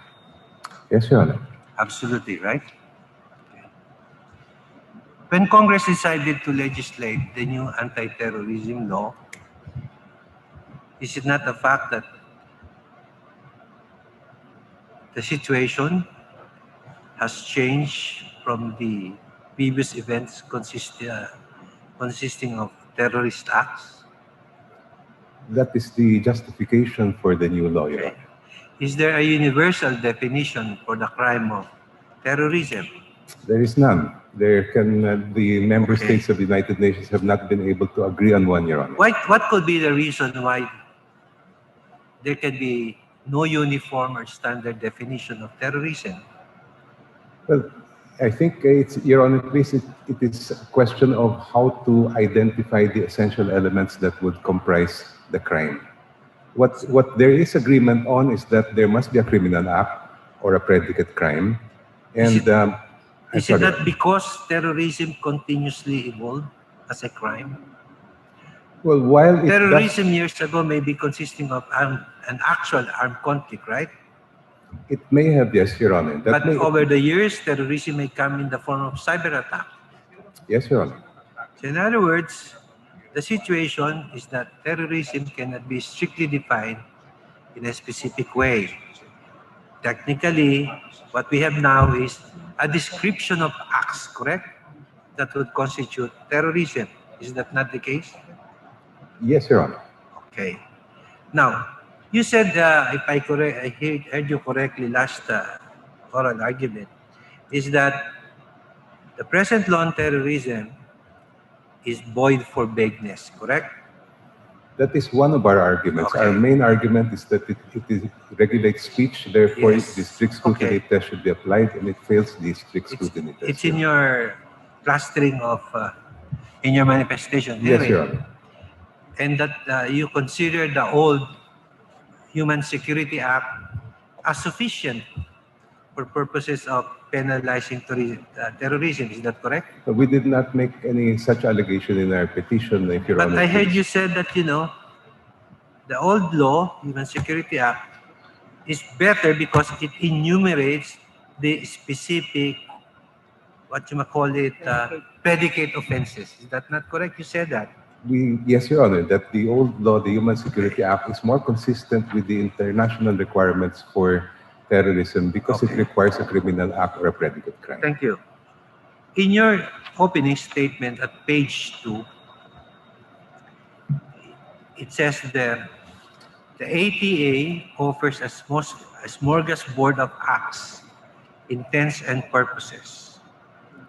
At the last paragraph of page 3 in your opening statement, do you see that? Yes, Your Honor. But what makes the law unpalatable is the fact that it dispenses with the requirement of a predicate crime. So in your point of view, you would rather have the a la carte listing of predicate offense as provided in the Human Security Act. Is that what you're trying to tell us? Not exactly, Your Honor. What we are saying only is that if a new law will be passed, it should at least require the commission of a criminal act rather than the term acts intended to. Okay. And you continue saying that which appears to be the norm among nations. Is that the case? Yes, Your Honor. And then you cited the directive of EU 2017-541. Is that correct? That is one of the authorities we cited, Okay. Your Honor. Now, since there is no universal definition of terrorism, and you claim that our definition of terrorism under Section 4 would be unconstitutional based on its text as it is written right now. Is that correct? Yes, Your Honor. Okay. Let me show you the terrorism law as provided in the European Convention or the European Union, specifically 2017-541.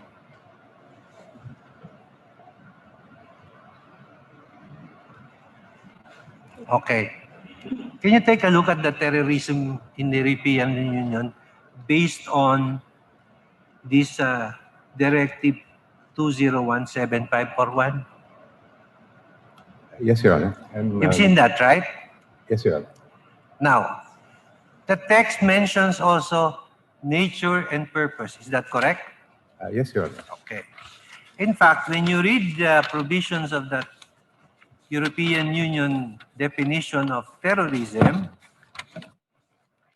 and you compare it with our own provisions under the new ATA, isn't it that there is some kind of uniformity? Not exactly, Your Honor.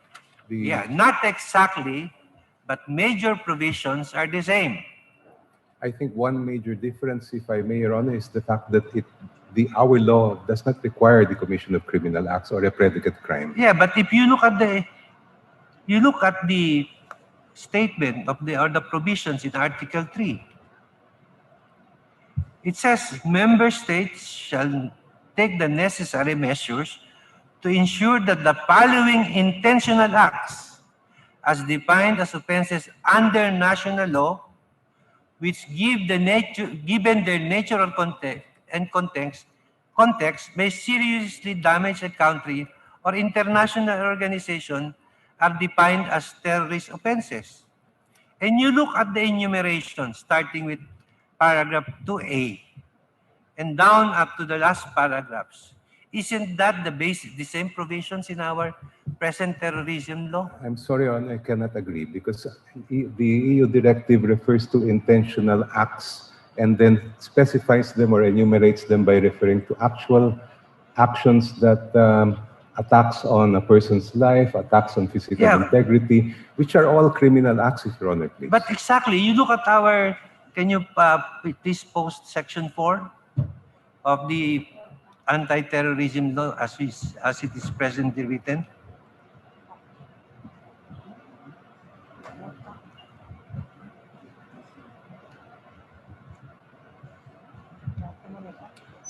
Section 4.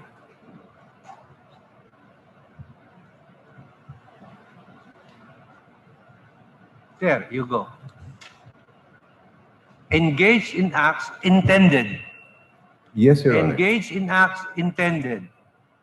Therefore, perhaps the only difference is the way by which our law is written vis-a-vis the way it was written in the context of a common law tradition vis-a-vis our civil law tradition. Because if you look at it, manufacture, possession, acquisition, transport, supply, explosive, practically enumerating the same acts as what is provided in Section 4. I would say, Your Honor, that sections 4D and 4E refer to actual criminal acts. The only difference is paragraph C in the European Union is very specific. It mentions kidnapping or hostage taking, which is not present in our present Anti-Terrorism Act. But in our definition in Section 4, if Your Honor, please, I'm referring to A, B, and C. They refer to acts intended to cause destruction, death, etc., which cover even non-criminal acts. It's the intent that is operative there, Your Honor. That is if you interpret Section 4 in isolation or in truncated portions. But if you read Section 4 in its entirety, you will be able to see that those enumerations A, B, C, and D, and E relates to the succeeding enumerations of those offenses that are considered in relation to ABCDNE. Is that not correct? I'm sorry, I cannot agree, if Your Honor, please. I believe that each of these subsections is one way of meeting the first element. The law seems to define terrorism as having two elements. First are acts, either Yes. A, B, C, Can D, you, and can you E. please, Second is purpose. Can you post that Exhibit C of Attorney Jokno? Attorney Jokno, I will invoke the fair use rule because I copied your slide presentation. No problem, Is that Your okay Honor. with you? Of course, Your Honor. You see, from your point of view, terrorism under Section 4 would only be consisting of two elements. Is that not correct? Based on your slide. That is my understanding of That's the your definition, understanding. Your So Honor. you have first essential element, second essential element. But if you read the provision of Section 4, that doesn't end on those two basic elements. Because if you look at the later paragraphs of Section 4, it says there, when the purpose of such acts, by its nature and context, do you see that? Yes, Your Honor. You cannot isolate the enumerations above in relation to that statement when the purpose of such act by the nature and content. So in other words, to be able to understand what the context of terrorism under Section 4 is you read the entire law. Para po Yes, sa Your Honor, ating, and we have So in other we words, do read both special your elements coverage ng presentation AlterMidya that sa as nagaganap far na as proceedings sa Supreme Section Court 4 at ngayong hapon kasama natin ang National President ng Anak Pawis at mula sa Makabayan Block, dating kinatawan ng Anak Pawis, Representative Ariel Casilla. Magandang hapon. Magandang hapon, Edgy, at magandang hapon po sa atin lahat. Siyempre, tanong natin, anong at stake sa mga, anong nakataya sa mga anak pawis kapag itong batas na ito ay tuloy-tuloy na pinapatupad? Kasi in place na siya, no? Meron na tayong Anti-Terrorism Council na may kapangyarihang mag-designate ng mga terrorist or enemies of the state. Ano ang nakataya sa inyong grupo? Well, pangunahing dahilan kung bakit isa sa mga kinatawan or petitioner ang anak pawis at yung kasapian niya ng mga magsasaka, mga manggagawang bukid, manggagawa sa agrikultura, mga mangingisda. Dahil wala pa namang batas na ito, hindi pa naisakatuparan ang Anti-Terrorism Act, matindi na ang kanyang dinanas na atake sa hanay ng sektor ng agrikultura. Matindi na ang pagpatay, matindi na ang illegal na pag-aresto, pagkulong sa mga gawa-gawang kaso, at doon sa matinding red tagging sa hanay ng mga asosasyon, grupo, organisasyon ng mga magsasaka na nagigiit ng kanilang karapatan sa lupa. Mayroong ilulunsad ng mga kampanya, mga panawagan para sa pagpababa ng usura sa usapin ng reforma sa lupa. Pero ang sagot ng gobyerno ay yung pagbintang, no? Labeling this organization as communist fronts or communist terrorist, no? So, matindi na ang nangyayaring ito, wala pa ang batas na Anti-Terrorism Act. The more that we should act to petition for the unconstitutionality of this law, dahil mas titindi, tingin namin, kapag wala tayong ginawa para questionin ang batas na ito, at hindi natin lalabanan ang batas na ito, mas titindi yung kalagayan sa ngayon. Matindi na nga ang ataking kinakaharap ng sektor ng agrikultura, mas titindi pa at mas lalawak pa yung kapangyarihan ng gobyerno, ng Estado, the state security forces in yung tinatawag natin na impunity. No? Mas titindi pa, and we fear for the worst na ngayon pa nga lang, we are being red tag at lahat ng mga ni-red tag ay kung hindi man nakukulong, naaaresto, ay pinapatay. This February alone, we have documented worst cases like the brutal abduction and killing of the husband of the leader of Sama-Sama ng Norsagaray, Bulacan, an organization of farmers under KMP and Anak Pawis na dinukot noong February 6, natagpuan nitong February 7, February 8, na nakasilid sa isang drum, no? Nagtamo ng saksak at gunshot wound sa ulo. He is the husband, si kasamang Romy Torres is the husband of Kajubi, who was the former chairperson of Sama-Sama Norsagaray, an organization facing a campaign against a local land grabber in their assertion of the right to land in Norsagaray. Hindi lang po si kasamang Romy Torres, si kasamang Cano Arellano ng NFSW, National Federation of Sugar Workers. He was also red tag. NFSW was red tag. Cano Arellano was gunned down in Negros Oriental. 300 na po, humigit kumulang 300 na ang mga magsasaka sa ilalim ng rehimeng ito ang pinaslang. Daan-daan na rin ang nakakulong ngayon sa mga gawa-gawang kaso, mga trump-up charges. And kapag nadagdag pa ang batas na ito, yung Anti-Terrorism Act, with a very vague, overboard definition, with powers that are almost limitless na eh. Yung kapangyarihan ng Anti-Terrorism Council, ng State Security Forces, to determine, to suspect a person or a groups of person as being fronts, supporters of communist terrorists or terrorist organizations, and with their own interpretation, pwede ka na nilang ikulong, pwede ka na nilang arestuhin, pwede ka na nilang patayin. No? So, kaya kami nanindigan at kasama sa petisyong ito dahil sa tingin nga namin, mas lalala pa ang malala na nga ng kalagayan ngayon kapag pinagtibay at madadagdag sa kapangyarihan o yung weapon ng kasalukuyang mga puwersa ng Estado laban sa mga lehitimong nagsusulong ng kanilang mga karapatan at advokasya.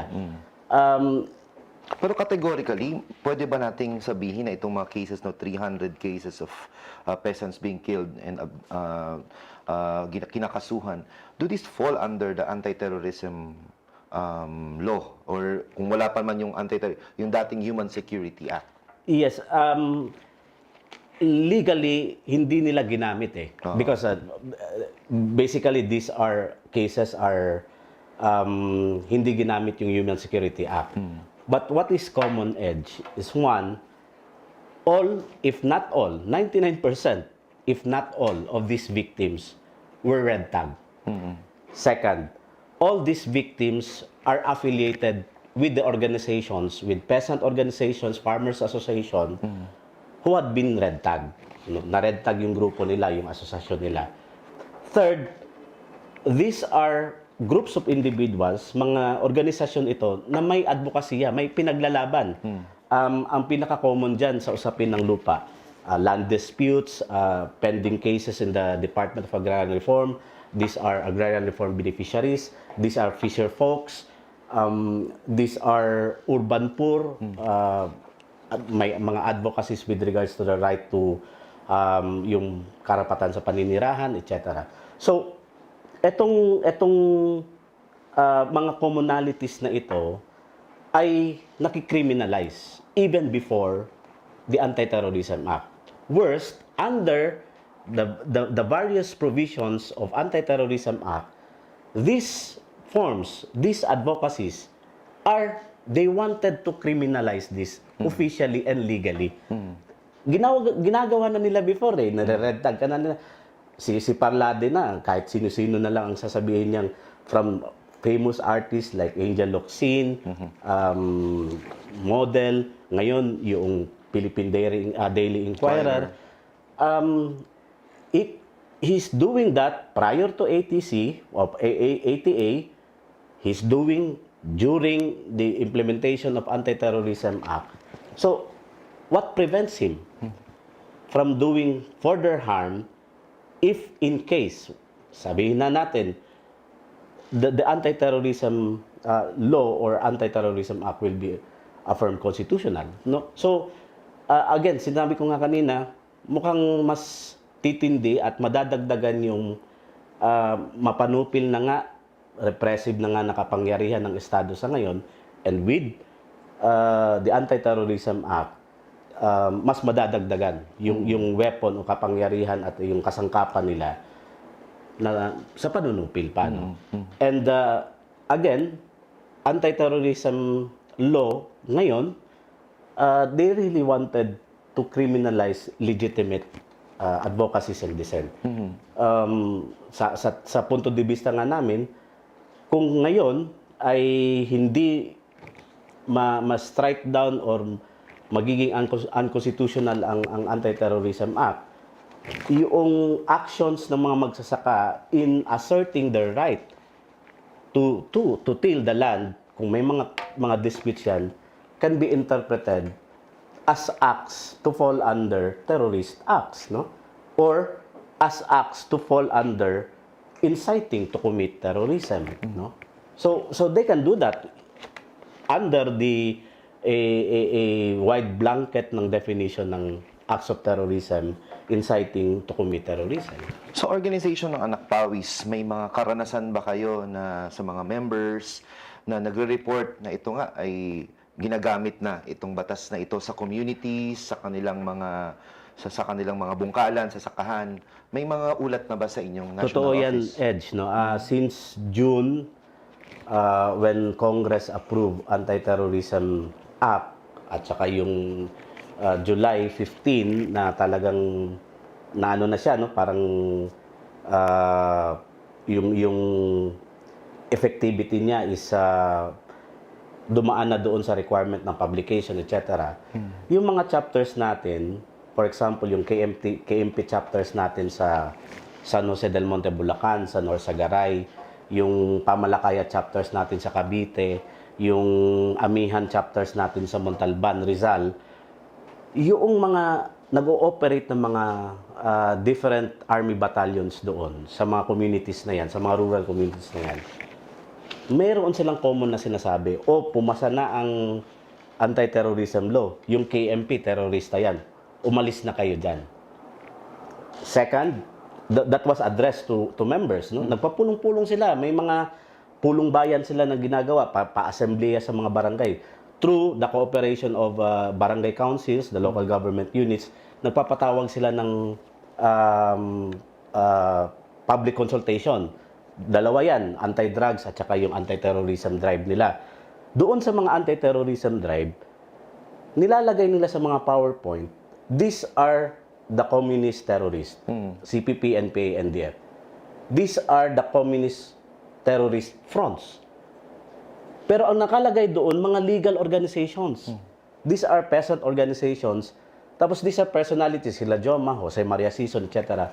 Pero nakalagay doon yung mga legal personalities ng mga progressive organizations, including the Makabayan representatives. I, for myself, were being circulated in several troll Facebook accounts na terorista ito. Congresswoman Sara Elago, Congressman Caloy Sarate, several leaders of progressive organization, Nato Reyes, Palambayan, they are circulating this and tagging us as communist terrorist fronts, no? Leaders of communist terrorist fronts. So, ang danger doon, maliban sa tinatakot nila yung mga membership natin, yung mga leaders na talagang firm in their assertion na, hindi, legal po kami na ma-organization. Rehistrado po kami sa SEC, rehistrado kami sa COMELEC. Tinatakot, no? Kung hindi nila madala sa pananakot, ina-arasto nila sa mga gawa-gawang kaso. Pag hindi nila pa nadala sa mga gawa-gawang kaso kasi naka-bail tapos nagpapatuloy sa kanilang gawain, pinapatay. No? And this happened, yun na nga, sa kaso nga ni Romy Torres, inaresto na sila nung last week ng January 22, yung mga magsasaka ng sama-sama Norsagaray, kinasuhan ng theft, gawa-gawang kaso, dinakip, kinulong, naka-bail, nakalaya, pilit silang i-convert, pilit silang pabaliktarin, pilit silang paalisin sa KMP, gusto nilang pumirma ng mga surrender papers. Sinabi nila, hindi kami susurrender dahil hindi naman kami mga illegal, hindi kami mga NPA. We are organization, a legal organization under KMP. Paulit-ulit na sinasabi, hindi, yung KMP na yan, ano na yan, illegal na yan. no? Ito yung nangyayari sa ground. So, this is happening, sa tingin ko, according to the reports of our regional chapters, Luzon, Visayas, Mindanao. Hindi pa naman tinatalakay yung constitutionality or unconstitutionality ng Anti-Terrorism Act. Pero yung buong makinarya ng National Task Force to End Communist Armed Conflict o NTF-ELCAC, yung buong makinarya ng Anti-Terrorism Council, well-funded, ginagawa na nila to the ground, no, to the barangay levels, yung mga public consultation, continuously red tagging this legitimate organization. So sinasabi mo, Ayik, na hindi ito speculations o hindi ito parang takot lang ng anak pawis, kundi ito yung nangyayari on the ground, may mga ulat mula sa inyong mga miyembro at mayroong mga pulong-pulong, ay yun nga, yung mga akusasyon at mga aligasyon na yun ay nangyayari siya. Yes, ito nga ang tingin nga namin, ano man independently ang nangyayari ngayon sa Supreme Court with regards to our oral arguments, meron na kasing sinusunod na Phase 1, Phase 2, Phase 3 ang NTF-ELCAC, the Anti-Terrorism Council. Kung babatayan mo doon sa past na mga nangyari, ang kalakhan na unang yugto ay yung continuous na red tagging, yung labeling or yung demonizing ng mga organization. Tuloy-tuloy yan from barangay levels, purok levels, up to the national, using all forms, no? All medium like social media, the mainstream media. After that red tagging series, yung conversion, yung gusto nila talagang paalisin sa mga organization, takutin or ang ginagawa nila, magbuo na lang kayo ng ibang asosasyon, wag nila na i-affiliate, disaffiliation sa mga non-progressive organizations like KMP. Kapag hindi pa talaga nadala sa ganyan, ito na yung series of harassments, which includes yung trap-up charges nga, yung mga gawa-gawang kaso. Kapag hindi pa talaga nadala at hindi umalis doon sa mga komunidad nila at patuloy na naging aktibong leader ng ating organisasyon, yun na nga, either i-abduct ka, and worst case scenario, yung pinaka-latest, yung abduction with talagang pagpatay, no? Pag-salvage kay Karomi Torres. Nabanggit mo kanina na ikaw mismo nakaranas ka ng pang-red tag. You've been a meme, no? Ng NTF ELCAC na ito, no? Pero paano haharapin ng isang ordinaryong magsasaka itong ganitong paano pwede mo bang ikwento sa amin ano ba ang nagiging response ng organization ng Anak Pawis sa mga pang-red tag na ito? How do you face this as an organization? Well, again, yung basic na weapon natin is yung assertion ng ating legitimacy ng pinaglalaban natin. Again, I worry for yung mas concerned tayo doon sa mga karaniwang magsasaka because kung ngayon nga yung mga organized groups, mga organizations natin ay gusto nila talagang palabnawin at lusawin, no? Yung pagkakaisa ay i-legitimize yung pagkakaisa na yan.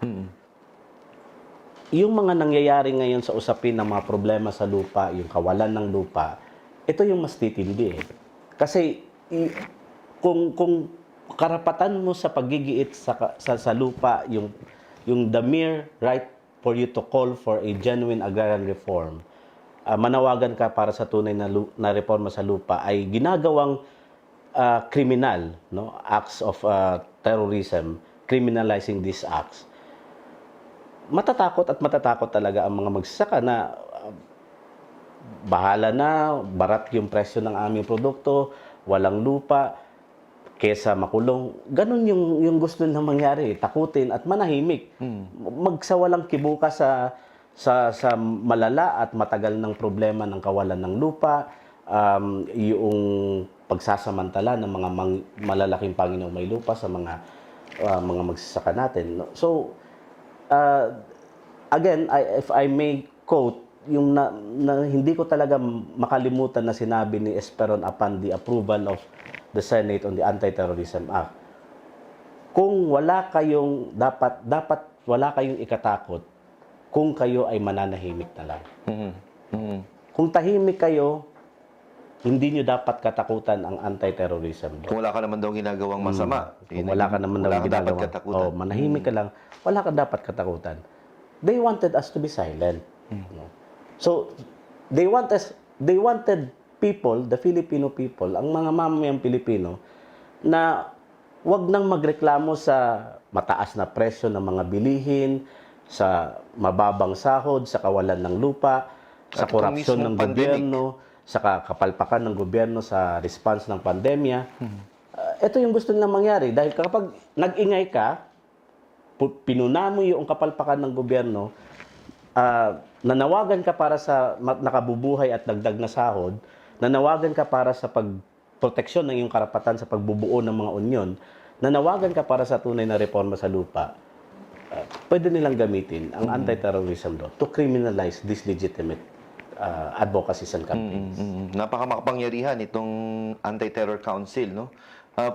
Sa inyong pagpanaliksik, sino ba ang mga miyembro niyan? Sino ba ang mga nandyan sa Anti-Terror Council Well, na yan? sa dokumento ng Anti-Terrorism Act, ang kalakhan binubuo ito ng security cluster ng Executive Department. So, of course, nandyan yung Department of National Defense, yung National Security Council, yung Department of Interior and Local Government, yung AMLA. Mawawala na ba ng NTF-ELCAC pag nandyan na yung ATC? No. So, nandyan pa rin sila? The power of NTF-ELCAC resides from the Executive Order number 70. Okay. So, yung pagbuo ng NTF-ELCAC is by virtue of Executive Order number 70, while the Anti-Terrorism Council was created by virtue of the Anti-Terrorism Act. So, ano nga ito parang duplication na nga ito Pero, again, they are singing the same line. They are doing the same acts. Sa aming punto de vista, they are doing the same acts of state terrorism to the people. No? Mas ang ginagawa na nila talaga is yung terorismo na pangunahing ginagawa ng makinarya ng Estado laban sa mamamayan. So nagaganap na oral arguments ngayon, ay ano ang observation mo bilang isang dating mababatas ng anak pawis at itong mga siguro nakikita mo yung mga debate sa mga petitioners at itong sa mismong mga humaharap ngayon sila Solicitor General Calida. Ano ang iyong thoughts dito sa nangyayaring prosesong ito? Well, again, we are giving the benefit of the doubt to the Supreme Court, and we hope that they will rule in the future, in the nearest future, in favor of our petition. Siyempre, I'll be biased because I'm a petitioner. I represented Anak Pawis, and as one of the 37 petitioners, we hope for the entire declaration of the entire act or law as unconstitutional. No? Of course, we hope for the Supreme Court to hear out those legal basis ng ating petition, why we call for the unconstitutionality ng Anti-Terrorism Act. At the same time, the current arguments are an opportunity, isang magandang oportunidad ito para maipaliwanag, hindi man direkta doon sa common o simple terms na maiintindihan ng mamayan, pero malinaw yung hatian ng mga argumento, malinaw yung mga mayor na punto kung bakit tinututulan at gusto nating madeklarang unconstitutional ang Anti-Terrorism Act. And of course, the interpellation of the justices, 15 of them, mas mabibigyan ng bigat yung mga argumento natin sa usapin ng batayan kung bakit tayo ay humihingi ng paninindigan ng Supreme Court na maging mapawalang bisa ang batas na ito. At the same time, yung oportunidad natin sa laban sa loob ng Korte Suprema, ay makadagdag doon sa tuloy-tuloy naman natin na laban outside of the Supreme Court. May protesta tayo for the second oral arguments. Nung first, ngayon ng second, kaninang umaga. Sa mga komunidad naman, tuloy-tuloy yung pagpapaliwanag natin at pagpapatibay ng ating mga organisasyon na wag tayong matakot dahil nasa panig naman tayo ng katwiran at nasa panig naman tayo na wala tayong ginagawang masama. Gusto nilang ikriminalisa ang ginagawa natin dahil gusto nilang manatili ang kasalukuyang estado, kasalukuyang status quo, kasalukuyang mapansamantalang kalagayan. So, yung multiple pronged ng ating arena ng laban ay bahagi itong sa Supreme Court petition natin, at the same time yung laban natin sa lansangan, yung laban natin sa ating mga komunidad, at yung tuloy-tuloy natin naman na while inaatake tayo, yung tuloy-tuloy natin na kampanya para sa usapin ng mga mahalagang issue ng ating lipunan, sa usapin ng bakuna, sa usapin ng bakit nagmamahalan ngayon ang presyo ng mga bilihin, presyo ng baboy, ng manok, yung bigas, yung usapin ng sahod pa rin, no? Ay makabuluhan at tuloy-tuloy nating ginagampanan at ginagawa habang yung gobyerno sa ngayon ay napaka-busy sa usapin ng korupsyon, sa usapin ng kapalpakan sa bakuna.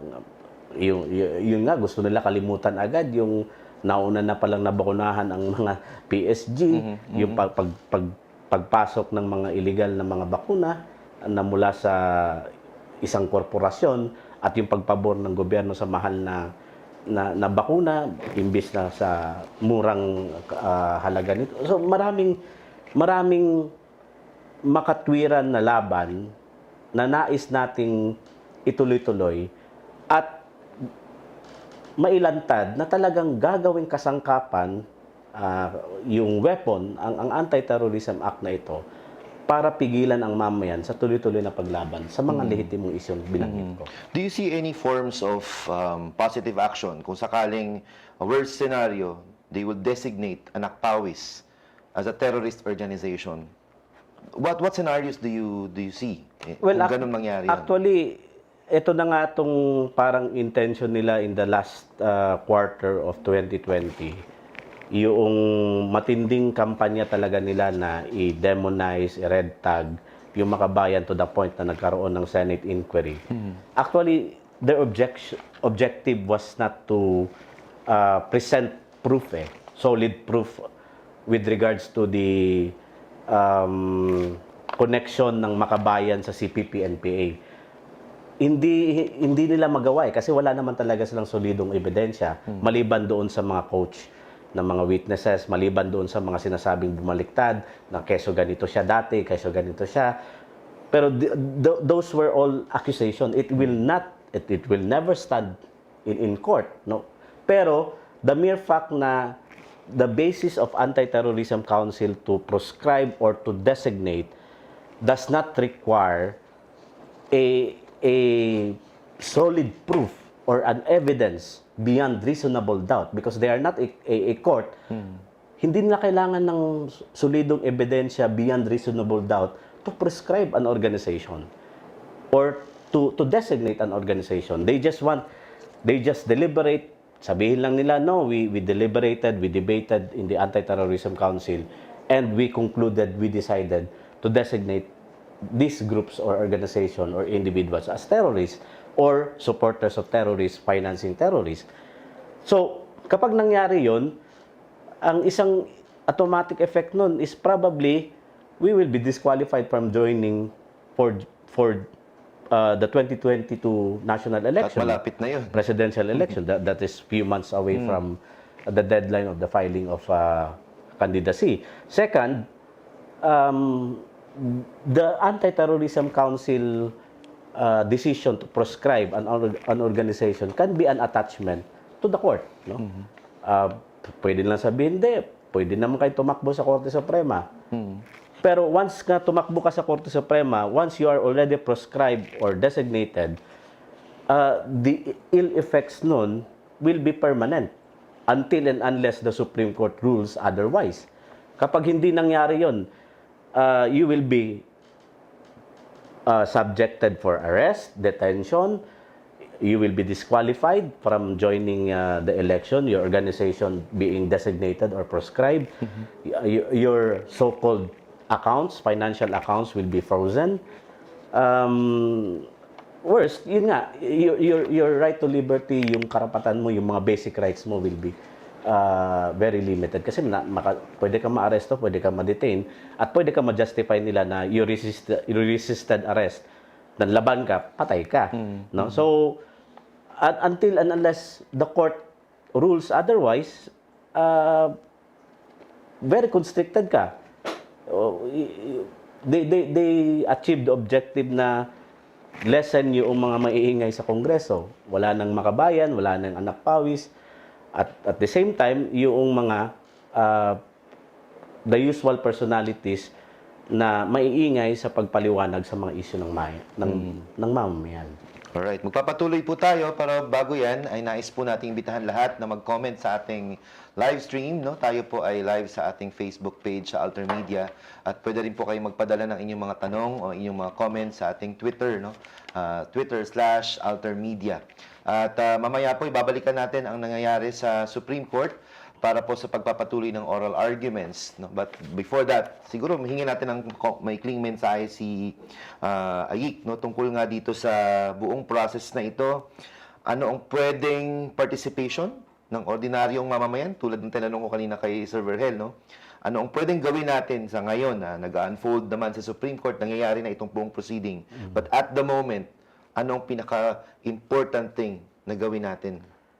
Well, para sa lahat talaga ng mamamayan, no, ng mga Pilipino, ang laban na ito ay hindi lamang monopolyo o dapat laban ng mga ibang organisasyon, ng mga abogado, ng mga militante, ng mga kaliwa, ng mga journalist o ng mga artista. This really is a fight pertaining to our basic freedoms. Mga batayang karapatan natin.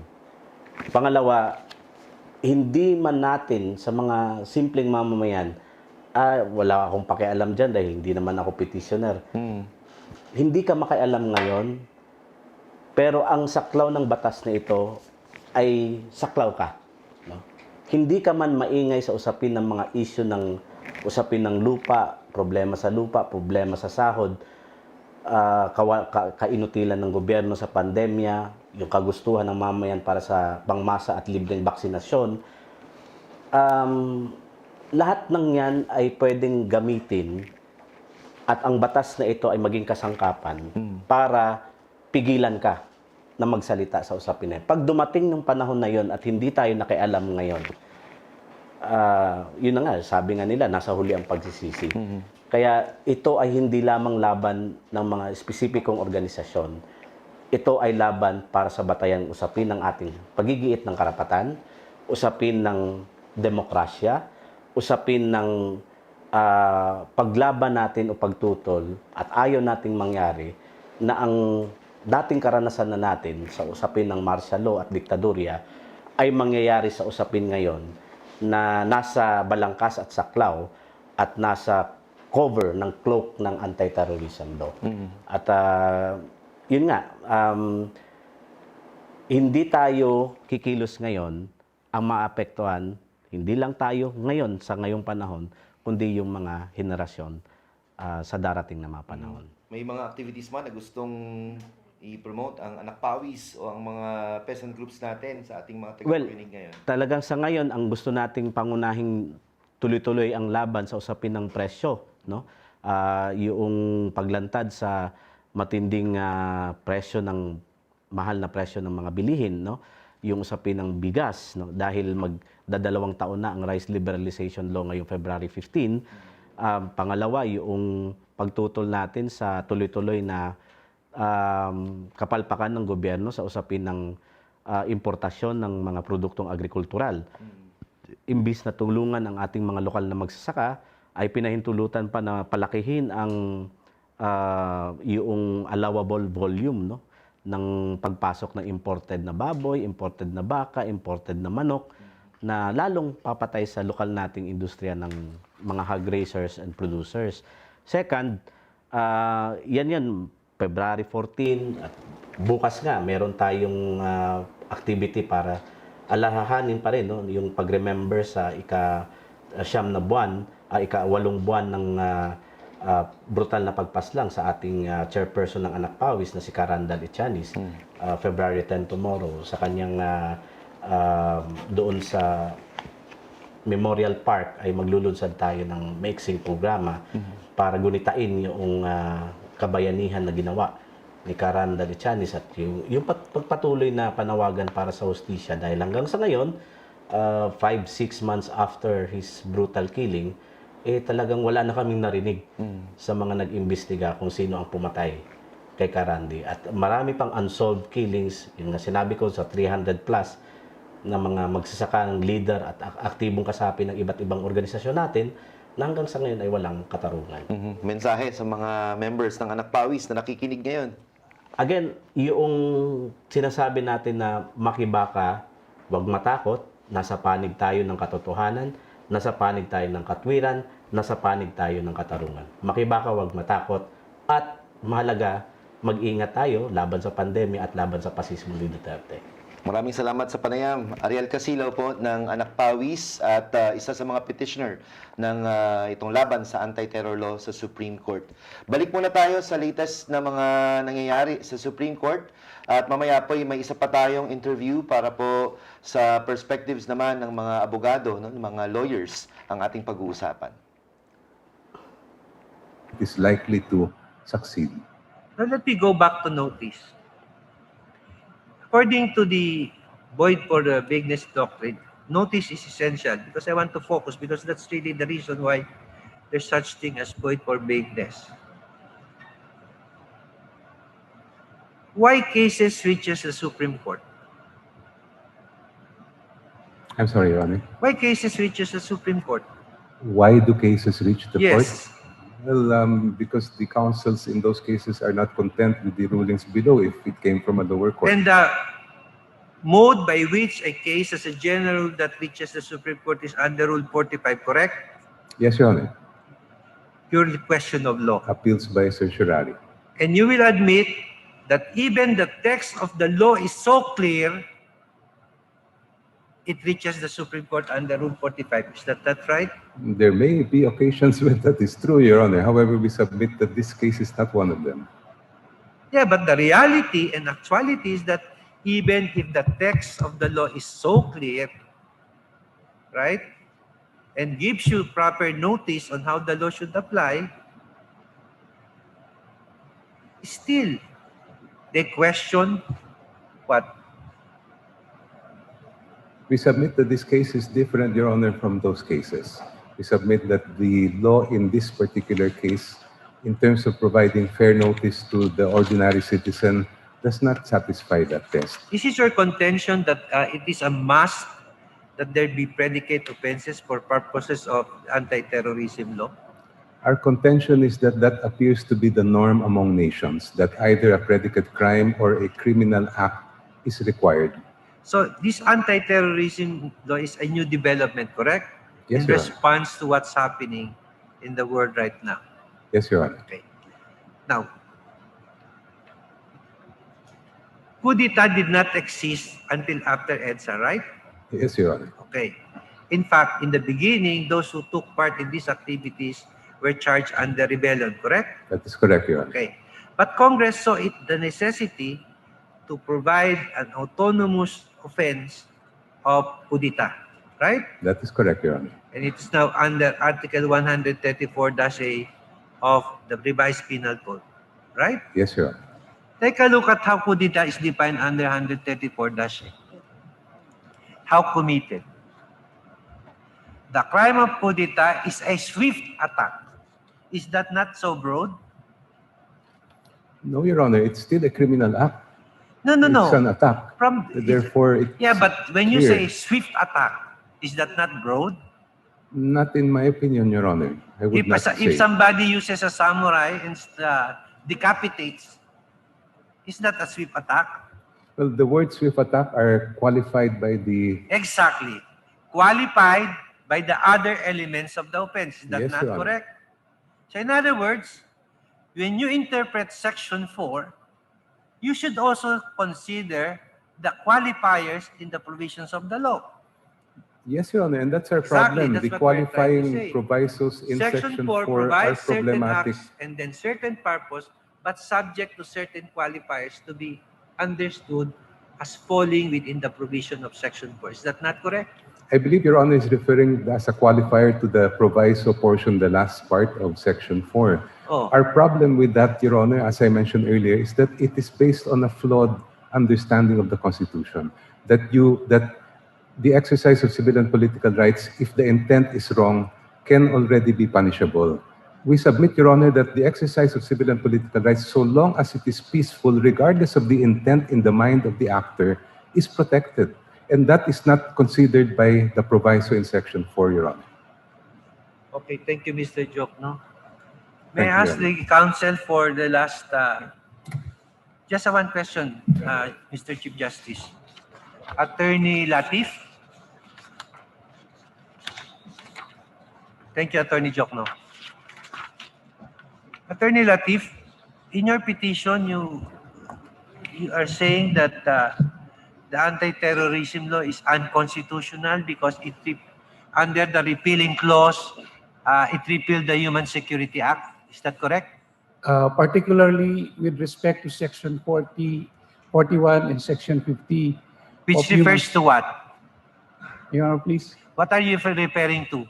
What are those provisions that you are saying that by reason of the repeal of Human Security Act under the anti-terrorism law, what are those provisions that you are referring We to? refer, Your Honor, to Section 41 and Section 15 of the Human And what are Security those Act. sections provide for? It provides for 500,000 penalty compensation in the event that the accused is acquitted, Your Honor. In other words, those provisions in the Human Security Act guarantees compensation by way of damages, right?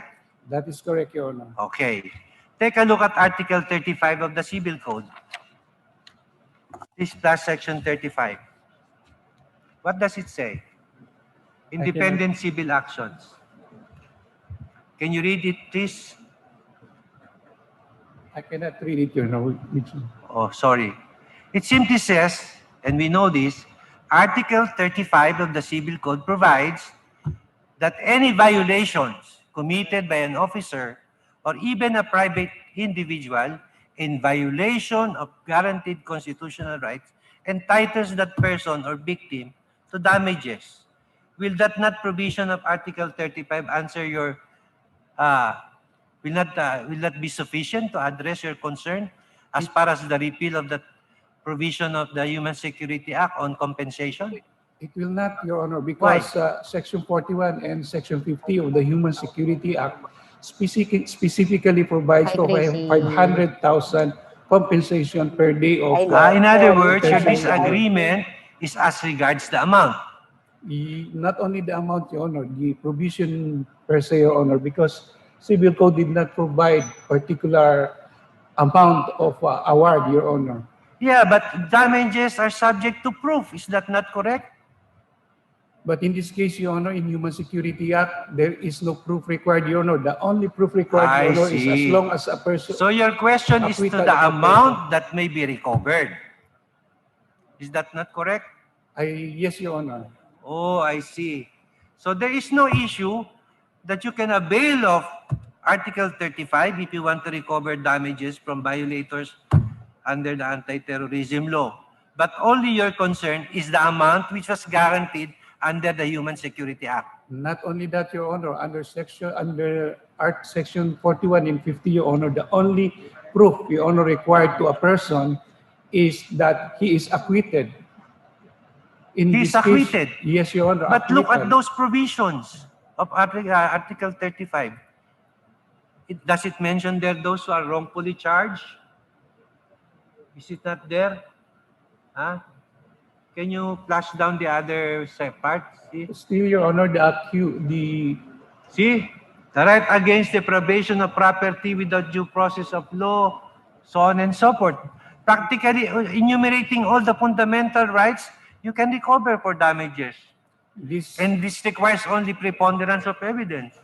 Yes, Your Honor. Precisely, Your Honor, in Section 41 and Section 50 of Human Security Act, Your Honor, It is our submission, Your Honor, that it is conclusive. Once you are acquitted, Your Honor, you are entitled to 500,000, Your Honor. That is the reason, Your Honor, that only one person was convicted here based on plea bargaining. In fact, Your Honor, in the case of So in Marami... other words, you are not satisfied with the guarantee under Article 35 of the Civil Code that you can recover damages. Yes, Your Honor, we are not satisfied, Your Honor, because there should be a guarantee of non-repetition of the acts committed, Your Honor.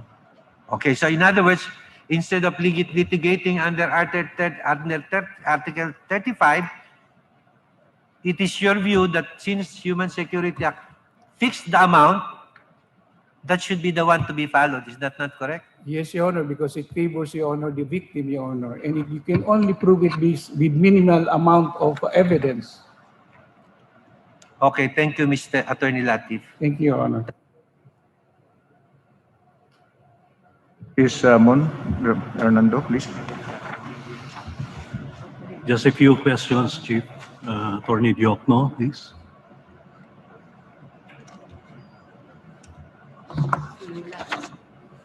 Good afternoon, Your Honor.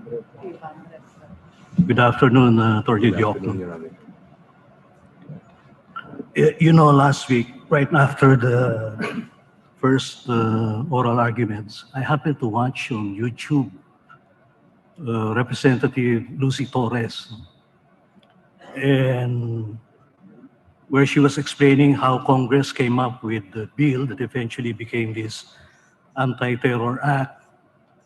And I was struck not just by her beauty, but by the fact of her bemoaning that critics of the law seem to be instilling fear of the law itself in the people, instead of instilling fear of terror, which the law is trying to address. So now we're here to hear your arguments against the validity of the law itself. Would you say that there is any saving grace to the ATA, Attorney Diokno? Or would you want the entire law to be struck down as unconstitutional? I'm sorry, Your Honor. I don't think my microphone is working, Your Honor. It is, we can hear you. I'm sorry.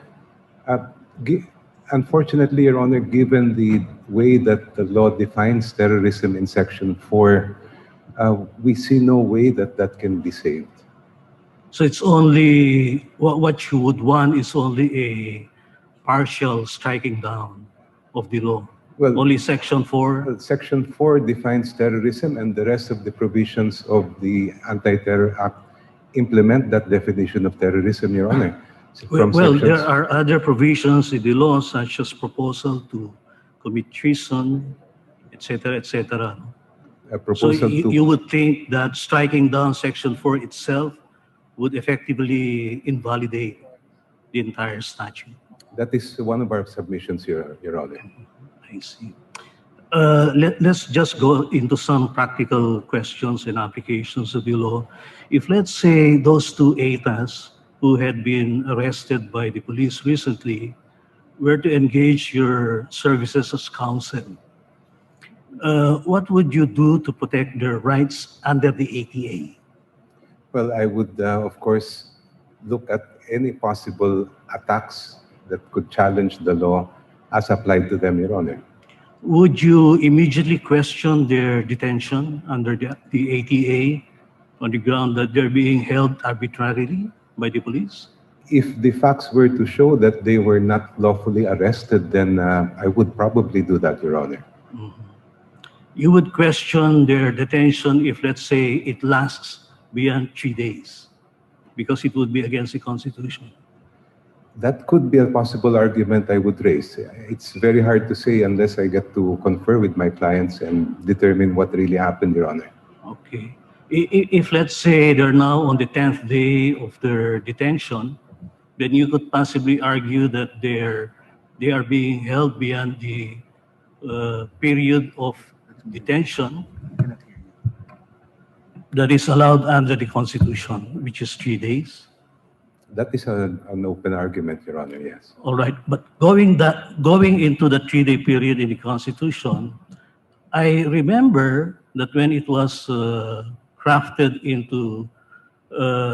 as part of the Constitution by the Constitutional Commission, the intent was that it would cover only detention by reason of rebellion or insurrection, and when there is suspension of the writ of habeas corpus, isn't it?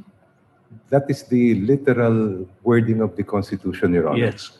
So we would have to interpret, therefore, the Constitution in that manner strictly.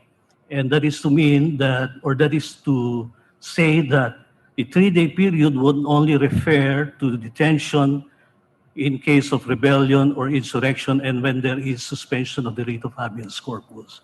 In other words, and I remember this vividly when Commissioner Padilla talked about this particular provision of the Constitution, he meant that it shall cover only rebellion or insurrection and when there is suspension of the writ of habeas corpus.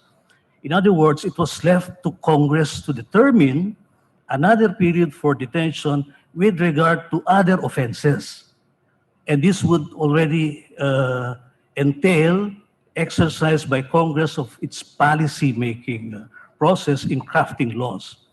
So I would say that we could possibly interpret the ATA as one such act in which Congress can extend the 3-day period.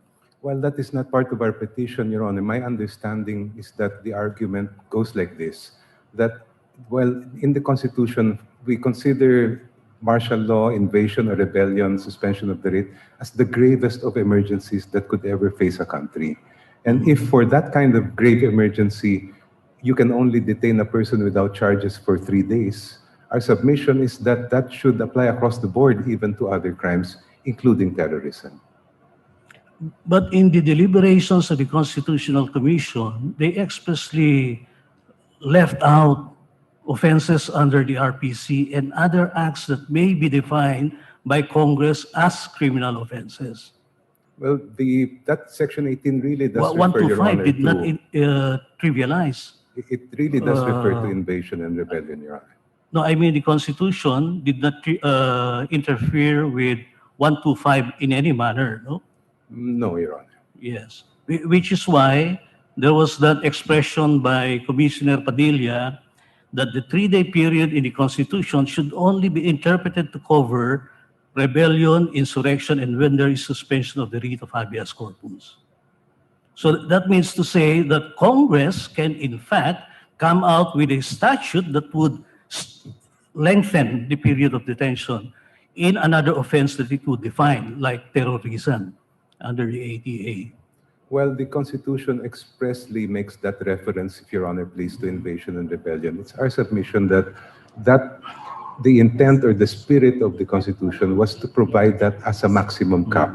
That when you have the gravest of emergencies, like an invasion or rebellion, the most that you can detain a person is 3 days without charges. And we submit that that should apply across the board to all other offenses.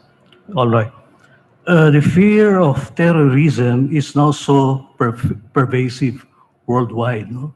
Which is why we have practically all nations coming up with their own respective anti-terrorism acts or laws. That is correct, Your Honor. In Southeast Asia, would you know which countries have come up with anti-terror laws like ours? I have not made a study, Your Honor, but I do know that probably all the ASEAN countries have anti-terror laws. Yes. For instance, Indonesia has one. The period of detention is 2 days plus extension of 120. No? Pakistan, 30 days. Malaysia, 59 plus 2 years extension. No? And Singapore is tops 730 days plus indefinite detention.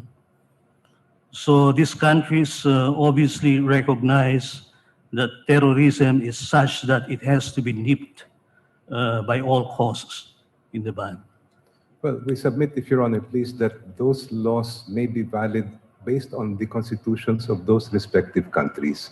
And I believe we're familiar that we know that Malaysia and Singapore in particular have always been have always favored the interests of the state as far as detention is concerned.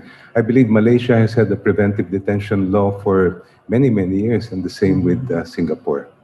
Well, but just like nations who are part of the United Nations, I'm sure they crafted this in accordance with UN security regulations. No? Well, that is subject That is to be the perhaps. presumption. Yes. All right. Now, we've been hearing a lot about the ATC, the Anti-Terrorism Council. And judging from news reports and criticisms and so on and so forth, the ATC is made to appear like it's the KGB, no? But who composed this ATC, Attorney Diokno? I believe, Your Honor, the ATC is chaired by the Executive Secretary, and the members consist of the cabinet-level officials from the Executive Department, Your Honor. Yes, Secretary of Finance, Secretary of Justice, Yes, Your Honor. DILG, DFA, etc. No? Yes, Your Honor. In other words, these are not people on horseback. No? They are members of the cabinet who are there to assist the president and the country to see to it that security of the nation is preserved.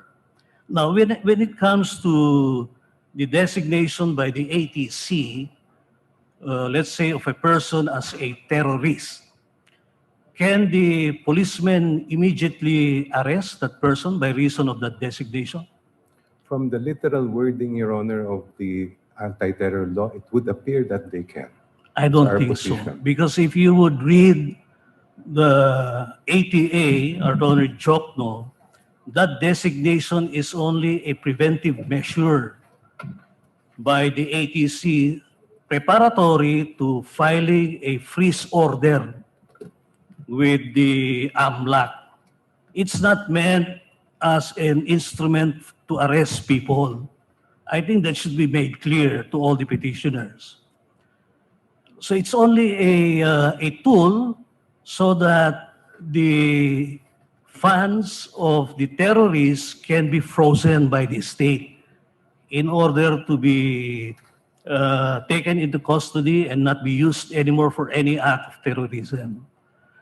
Now, also, would the act of designation by the ATC be a basis for the police to already conduct a surveillance on the designated person? If I may, Your Honor, Section 29 on detention without judicial warrant is broad enough to include a person designated by the Anti-Terror Council because it makes reference to a person suspected of committing. And when one has been designated by the Anti-Terror Council, I believe that would give rise at least to an inference that he is suspected of committing a terrorist act. Therefore, it would give authority to law enforcers to effect an arrest. Already a warrantless arrest? It would appear to be so based on the wording of Section 29, Your Honor. But isn't it that when Congress deliberated on the warrantless arrest feature in the ATA, they meant this to cover the situations in Rule 113, Section 5. In flagrante delicto and hot pursuit. That's what I have researched on. No? Legislative intent is to limit the warrantless arrest to those under Section 5 of Rule 113, which refers to warrant arrest for all kinds of offenses. If that were the case, Your Honor, then why would there be a need for a 14-day prolonged detention? If the arrest was made in flagrante delicto, there is more than enough evidence to hold that person. There's no need to gather evidence. The Senate deliberations would appear to show that the reason they asked for a 14-day or 24-day detention was so that they could do a proper case build-up. But if this provision refers to Rule 113, there's no need for a prolonged period of detention because the evidence is already there by the fact that they were caught in the act of committing a crime. Well, There's no that's need to because build up the case. that's in recognition of the fact that terrorism is a different kind of offense, no? Where police would need to dig deeper. It's not just any ordinary crime like murder or homicide or robbery. It's a crime that's sui generis, no? Which is why we have this ATA. Anyhow, so the ATC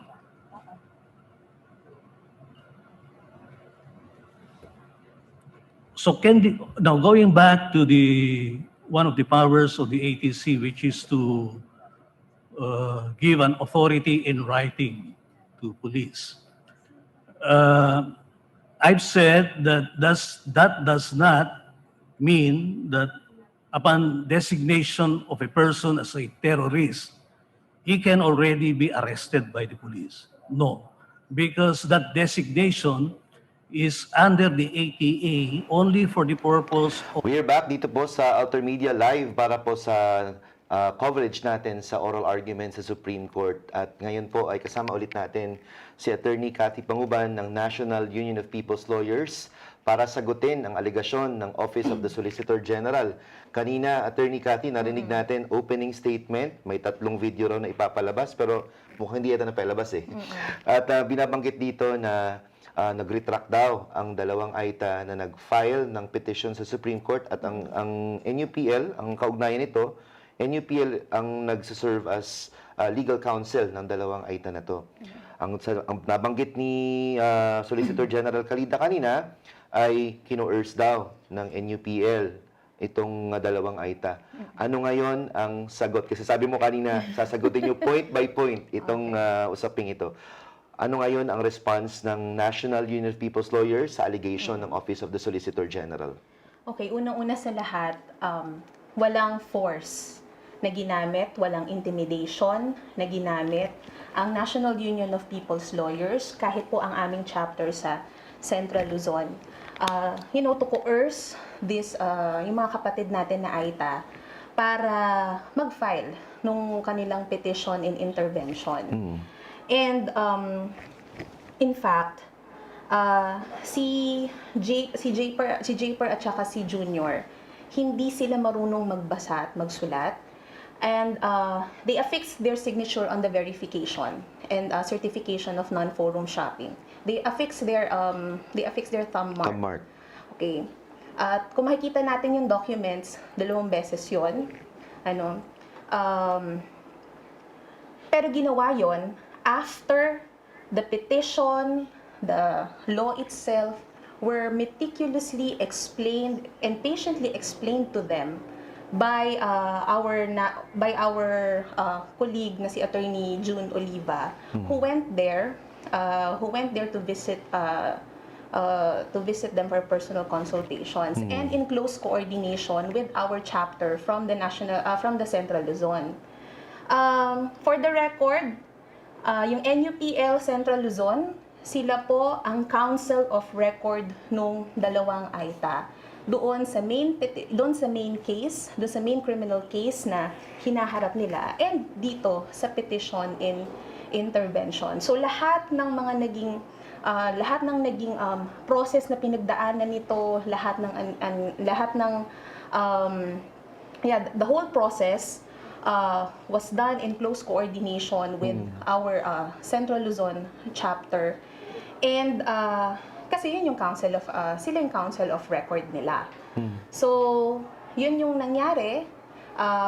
Walang pamumwersa, walang pamimilit, walang panloloko, walang panlilinlang sa bahagi ng NUPL at ng aming chapter sa NUPL Central Luzon. Doon sa pagpirma nila, doon sa petition and intervention. And in fact, we have been receiving reports na prior and even after dito sa filing ng petition and intervention sa Supreme Court, nakakatanggap kami ng reports na binibisita sila ng mga taga NCIP dito to persuade them to sever ties with NUPL as their counsel of record. So, yun yung aming initial quick reaction on as I said, the baseless allegations of the Office of the Solicitor General. And then, these are But well the petition and documented. intervention stays. Tuloy pa rin ang kaso. Nandun. Hinihintay namin, may information na sinabing this was, ano to? One more. Kumbaga, kanina nabanggit niya, parang, We shall await the resolution. Okay. Allegedly kasi sinasabing denied. So, hindi pa natatanggap, hindi pa naman officially natatanggap ito. And then, of course, our colleagues from our Central Luzon chapter will address this accordingly. Gusto ko lang ding i-point out na we have evidence, we have concrete, documentary, video and photo evidence showing na walang coercion na naganap. Contrary to the allegations of the Office of the Solicitor General on the matter. Would you like to respond to this question, Attorney, na why do you think the OSG is exposing this or is doing this in the middle of the oral arguments? What could possibly be the reason behind this? Well, ano sila eh, gagawin nila lahat. Gagawin, of course, they can use whatever means na sa tingin nila ay available para sa kanila to water down itong actual na kasong ito. So, ayun siya. So, sa tingin namin, ano yan? So the NUPL stands firm na maayos ang proseso, Yes. democratic yung nagproseso, walang pilitan, Yes. walang nangyaring, kumbaga, walang nangyaring foul play sa gitna ng lahat ng ito. Exactly. Wala. At well-documented yan. Well-documented yan. At hindi po kasi ganun ng NUPL. Of course, inaano namin yan eh. Ina-ensure namin na yung mga kliyente namin ay well-informed doon sa kinakaharap nilang mga kaso. At kung ano man, dahil nga, democratic yung aming pamamaraan ng consultation, ng pagbibigay ng advice sa aming mga kliyente. Okay. Sige, para sa mga katutunin din, Attorney, ano nang nangyayari ngayon sa Supreme Court? Ano na tong, ito parang napahaba yung mga Q&A, no? Ano bang, kasi sabi ni Sir Vergel kanina, dapat maintindihan natin ito ng maayos. So, ano na ang proseso ngayon para maintindihan, unawaan natin kung bakit nga ba hindi pa nagpe-present ang side ng defendants? So, iyan, napapatuloy pa rin yung interpellations ng ating mga justices at tinatanong nila isa-isa yung mga counsels of record na nandun for the petitioners to explain point by point kung ano yung as I said, to fully thresh out the issues. The issues na kailangang sagutin kaugnay ng constitutionality nitong provisions ng anti-terror law. So parang hindi pa magsasalita today, no? Pero Mukhang hindi pa. Mukhang alam na yata na hindi pa nagsalita na sa umpisa. Anyway, okay po. Balik tayo sa Supreme Court and in a few ay makakausap pa rin natin si Attorney Chrissy Conti para po naman sa usapin na itong sa Rural Missionaries of the Philippines, no? Babalikan po natin yan. Back to the Supreme Court muna tayo. Session this morning, 12:30 or almost 1 o'clock this afternoon. So thank you. And there being no other matters, the session is adjourned.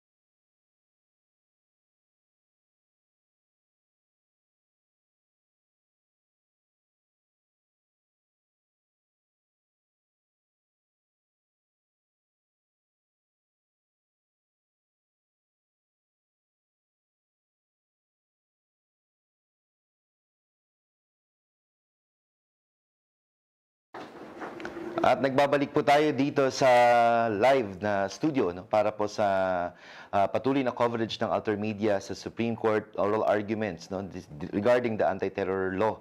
At makakausap po natin via Zoom ang atin pong legal counsel mula po sa Public Interest Law Center, Attorney Chrissy Conti. Magandang hapon, Attorney Chrissy. Yes, Attorney Chrissy, nag-adjourn na itong oral arguments sa second round. Ano yung observation sa buong nangyari ngayong hapon? Kumpara sa first day, of course, iba yung atmosphere. Kumbaga, una, may expectations na tayo tungkol sa paano nagtatanong yung mga justices. Para dun sa mga bago lang, kumbaga, sa panonood ng oral argument, mahirap kumbaga, ipitin mo lang na, mukhang itong justice na ito, ayon sa pagtatanong niya, ganitong posisyon niya. So, sana po nakikita ng mas marami ngayon ang oral argument ay hindi panahon para ipakita yung bias or ipakita kung paano yung boto mo. Ito ay panahon talaga para butbutin yung bawat punto. Ngayon, medyo kalmado na or dun sa punto ng pagiging devil's advocate ng mga justices. So, palagay ko, nakuha na ng rhythm ng both nung nung oralists, tsaka I think even ng public, hindi na ganun kabigat yung dating, di ba? We began with Justice Leonen, where we ended off last time. I think it was with Justice Leonen na maraming, si Justice Leonen kasi when he thinks, he's methodical. So the manner of asking is almost akin to cross-examination. Di ba yung puro, do you believe? Yes. Puro yes yung maisasagot ng counsel. Since we began with that, actually no, since we began with the explosive, hiwalay muna natin yun, with the explosive revelation ni Kalida, talagang parang yanig ng mundo. Pero in any case, with regard to the substance, we're now ending up with questions that, although argumentative, mas makukuha mo na some point have to really be explained by the petitioners in their memoranda. So at least ngayon, alam na natin kung ano yung mga parang actually yung tingin nga namin cues. Ano yung cues na ibinigay na ng justices sa mga portions ng law na kailangang i-identify. So, ibig sabihin, next week pa magsasalita itong respondents? Alam mo, hindi ko masyadong nakuha yung last narinig ko na lang yung pukpuk eh. Pero supposedly, sasabihin yun kung sino yung anong next na mangyayari. Pero from what it appears, ang ano ko lang hindi pa tayo tapos kay Justice Desmundo. Tama ba? So, if he just yielded the floor na parang, time na, 5:30 na, he will continue next time. Or it might be another justice. We've only had, I think, 6 or 7 justices so far na nakapagtanong. Another justice, 15 to And then, si Kalida. There's this issue, of course, of timing. I'm not sure if the justices have agreed to limit their times. Or if some of the justices would rather not ask their questions. Pero I think mukhang pinag-aagrihan nila na at least sa next hearing, we can hear from the respondent. Okay. Attorney Chrissy, tatanong ko rin sa'yo yung nangyari kanina na allegations, no? ng Office of the Solicitor General. Ano ang iyong masasabi tungkol dito at ano ang implication nun sa buong process? I think Attorney Cathy of NUPL has sufficiently explained. Pero I am a member of NUPL, but of another chapter. Kami ni Cathy sa NCR. The way she explains it is that NUPL NCR president, si attorney or advisor rather, si Attorney June Oliva, was there physically in CL in Central Luzon this weekend, and that NUPL-CL is the counsel for the two ITAs. Klaro simulat sa pool na may abogado na sila. Kaya ang masasabi ko kay Kalida, ang ididikit kong term sa kanya, which has always been attached to him, is the word unethical. if a client, if someone already has a lawyer, you do not speak to her or him, you do not meddle with the way the case is handled, and most especially, kung ikaw ay nasa kabilang side. Kung ikaw ay kalaban, in this case, gobyerno ang nagkaso laban dun sa dalawang AITA, hindi ka lalapit sa isang tao o isang akusado na mayroon ng abogado. From the point of view of lawyering, respeto ang nakalimutan ng Office of the Solicitor General dito. I think this is not new to him, this kind of tactic. Do you remember the case of the fishermen? Oral arguments, this is argued by Dean Cheljok, no? Forgot the title. Pero yung West Philippine Sea, yung mga Zamboanga, Zambales fishermen, the Solicitor General also came up with some sort of parang retraction daw or statement from the fishermen which contradicted the statements of their lawyers, sina Flag, sina Dean Chel, sina Attorney Te. And it was similarly, no, parang naging issue kasi, may kaso pa ba? Yun lang naman ang magiging effect nun eh. May kaso pa ba na ihaharap itong mga AITA? In any case, parang nabanggit din ni Cathy na the court or they have news that the court has dismissed the petition.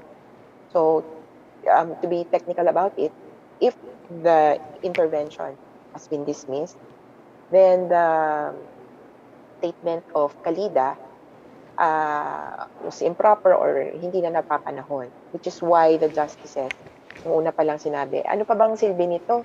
Dismissed na nga po or denied na yung petition and intervention, Mr. OSG. Kaya natigil ang discussion tungkol doon. Okay. On a related issue, Attorney Chrissy, would you like to comment on the issue of the rural missionaries of the Philippines, yung pag na-frozen yung kanilang bank accounts, no? 20 bank accounts ang pinag-uusapan natin. Ano ba ang nais mong i-comment tungkol dito in relation to the anti-terrorism law? Okay. Para lang din maitawid natin ang usapin tungkol sa mga AITA. Ang isang malaking punto kasi na kailangan, kumbaga, parang obstacle na kailangan lampasan ng mga petitions natin, ng mga lawyers, yung argumento na wala kayong kaso. Dahil wala kayong tinatawag na injury, kayong mga hindi pa naman kinakasuhan o kaya hindi pa naman injured ng Anti-Terrorism Act, wala kayong legal standing, yung tinatawag. Wala kayong personalidad sa harap ng Supreme Court. Lahat kayo mga nag-invento lang or nag-theorize or hypothetically magiging biktima pa lang. Pero wala kayong kaso. This is how the Supreme Court dismissed the Human Security Act petitions. Sabi nila, wala pa naman sa inyong may kaso. Bandang 2010 yon, wala pa talagang nakakasuhan nun. So, it was dismissed on, it's a technicality. So, it was dismissed on sort of technicality, although it's substantial, but we think of it as technicality. Porket ba hindi ka nakasuhan or wala kang injury, ka na pwedeng magsampa ng kaso. Of course, it's another issue when we say that the law affects freedom of speech, expression, kasi papasok na yung facial challenge. Even if you don't have injury, pwede kang magkaso. You have legal standing. Pero balikan ko ulit. So, the general rule is that we, all the petitioners, should have legal standing, have been injured. Ang sinisilip nila na parang injured parties so far would be the AITAs who have been charged and are in detention because of terrorism charges, and the rural missionaries of the Philippines whose assets have been frozen.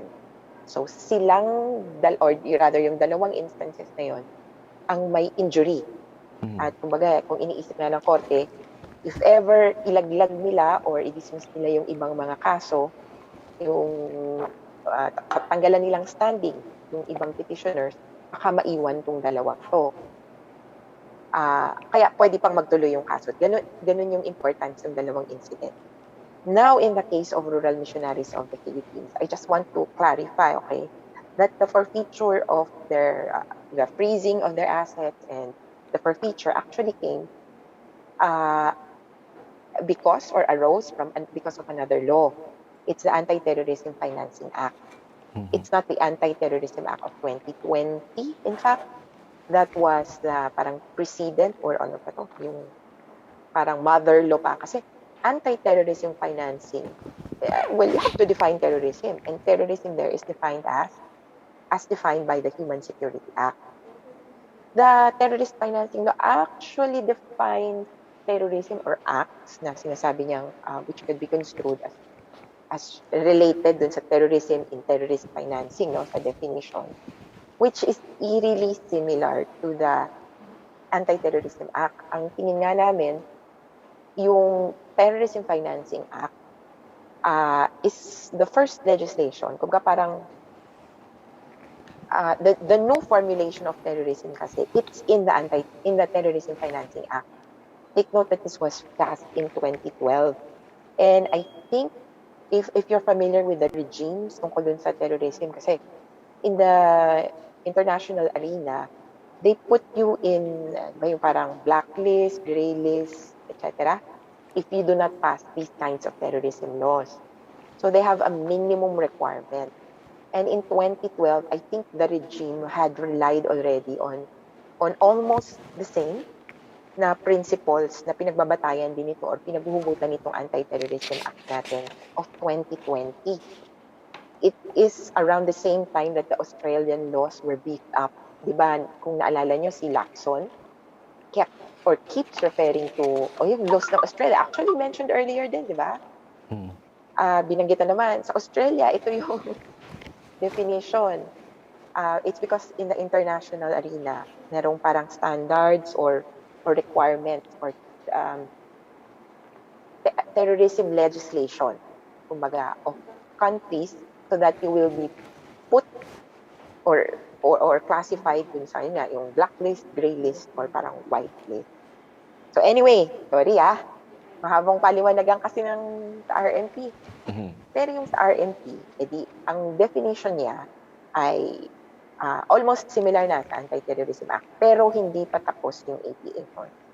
But we argue that the effects of an anti-terrorism law will essentially be the same as has been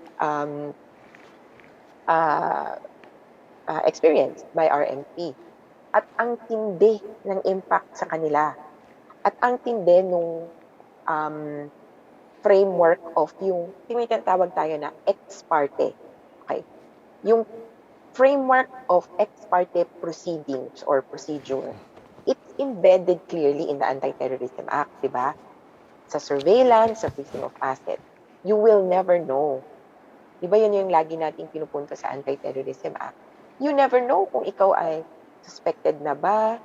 Sa designation, yes, i-announce ka, pero parang malalaman mo na lang, gigising ka na lang isang araw, nakapublish yung pangalan mo o kaya yung organization mo.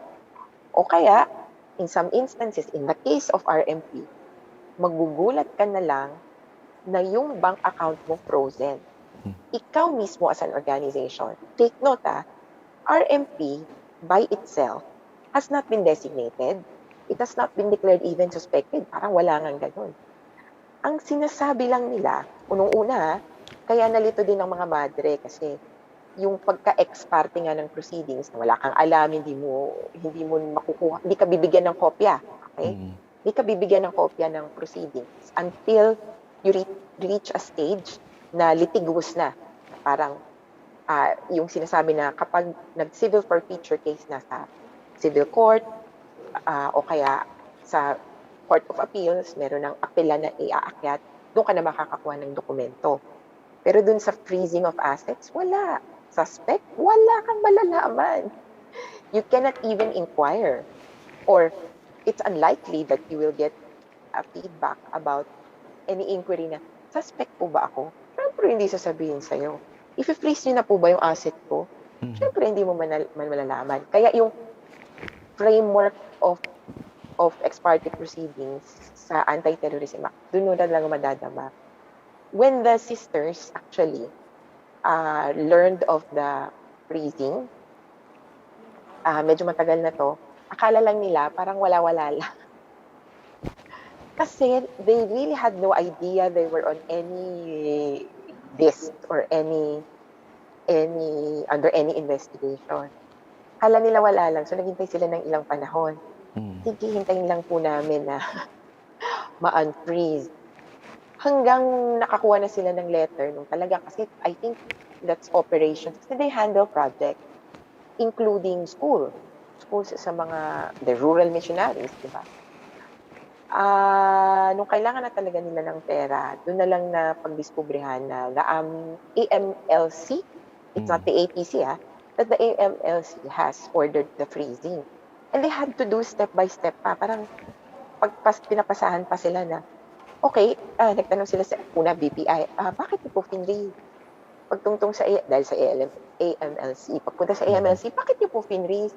Kasi hindi naman kami yan, kundi parang may bahaging sila anti-terrorism and because of the Anti-Terrorism Financing Act, parang binanggit pa nila yung NICA, ganyan. And so we were at a loss because the processes in the Anti-Terrorism Financing Act was not followed to the T, except only after na, nung nagkadiskubrehan na, doon na nagka parang compulsion dun on the part of the government, because the freeze should only be for 20 days.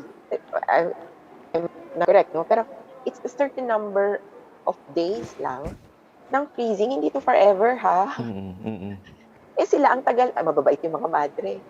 Pwede na po bang wag-withdraw? Hindi pa po, sister. Okay. Lumampas na yung 20 days, which was the time na they should have been formally hindi pala charged, no? Kumbaga, formally iakyat na kaso sa Court of Appeals. Matagal bago na iakyat sa Court of Appeals. And even ng Court of Appeals, nahirapan pa dun sa procurement of document. Kasi nga, di ba, ex parte. So, it really took a long time bago ma-contest yun. Until, ito na, nung nagkaroon na ng, after freezing, you go into forfeiture. The state chose to go to the RTC Manila for forfeiture proceedings. Pale, frozen yung assets, tapos yung susunod na nun ay kukunin na, iilitin na. Ay, yung pera ng mga madre. With that, doon na pumasok talaga ang PILC. At talagang nakakaawa, kumbaga, yung pinagdaanan ng mga madre, considering that there is no designation of the rural missionaries of the Philippines, no known announcement even that they are part of any investigation or what. There is only a campaign, a vilification campaign against them as waged by the National Task Force to End Local Communist Armed Conflict, in NTF-LCAC. Kaaway nila si Parlade. Sinisiraan sila sa Mindanao, yung mga writings sa wall, yung mga ganung propaganda. That's all they knew at that time. There was nothing formal, nothing that would have afforded them due process. And with the implementation of the anti-terror law, Attorney Chrissy, nakikita nyo ba na ito nangyaring experience ng RMP ay pwedeng mangyari sa iba pang mga organizations? Yes. Things have developed recently. Under the old law, actually, under the regime of the HSA, kasi yun yung definition ng terrorism, pero in place ang Terrorism Financing Act, the designation of the CPP-NPA was declared by the President, EO 374, December 2017 or 2018. Nalala niyo yun? We think, ito na lang yung na-realize namin. We think that this designation, kasi yung designation is the purpose of charging someone or some group for terrorist financing. We think that is the parang root nung kaya nagkaroon ng authority to freeze the assets of RMP. Kasi dinikit yung RMP, yung funding nila, to CPP-NPA. Ang assertion pala ng Mika, ng security cluster, is that the money that goes into RMP goes towards the New People's Army. Hindi ko alam kung ano nila. Siguro, kaya nila pala pilit sinasabi. Ako, alam mo, ang tagal kong inisip yung sinasabing, ang LUMAD schools ay NPA schools. Talagang, di ba, ang kunat nila niyan. Ako, sa totoo, because I know students of LUMAD schools, binabrush off ko na lang na ano kayang invento to, di ba? Parang, no, it's absolutely wrong. Pero parang, wala kang magagawa eh. Yung pala, insidious yung ganong assertion. They use it para talaga i-connect yung LUMAD schools ay NPA schools.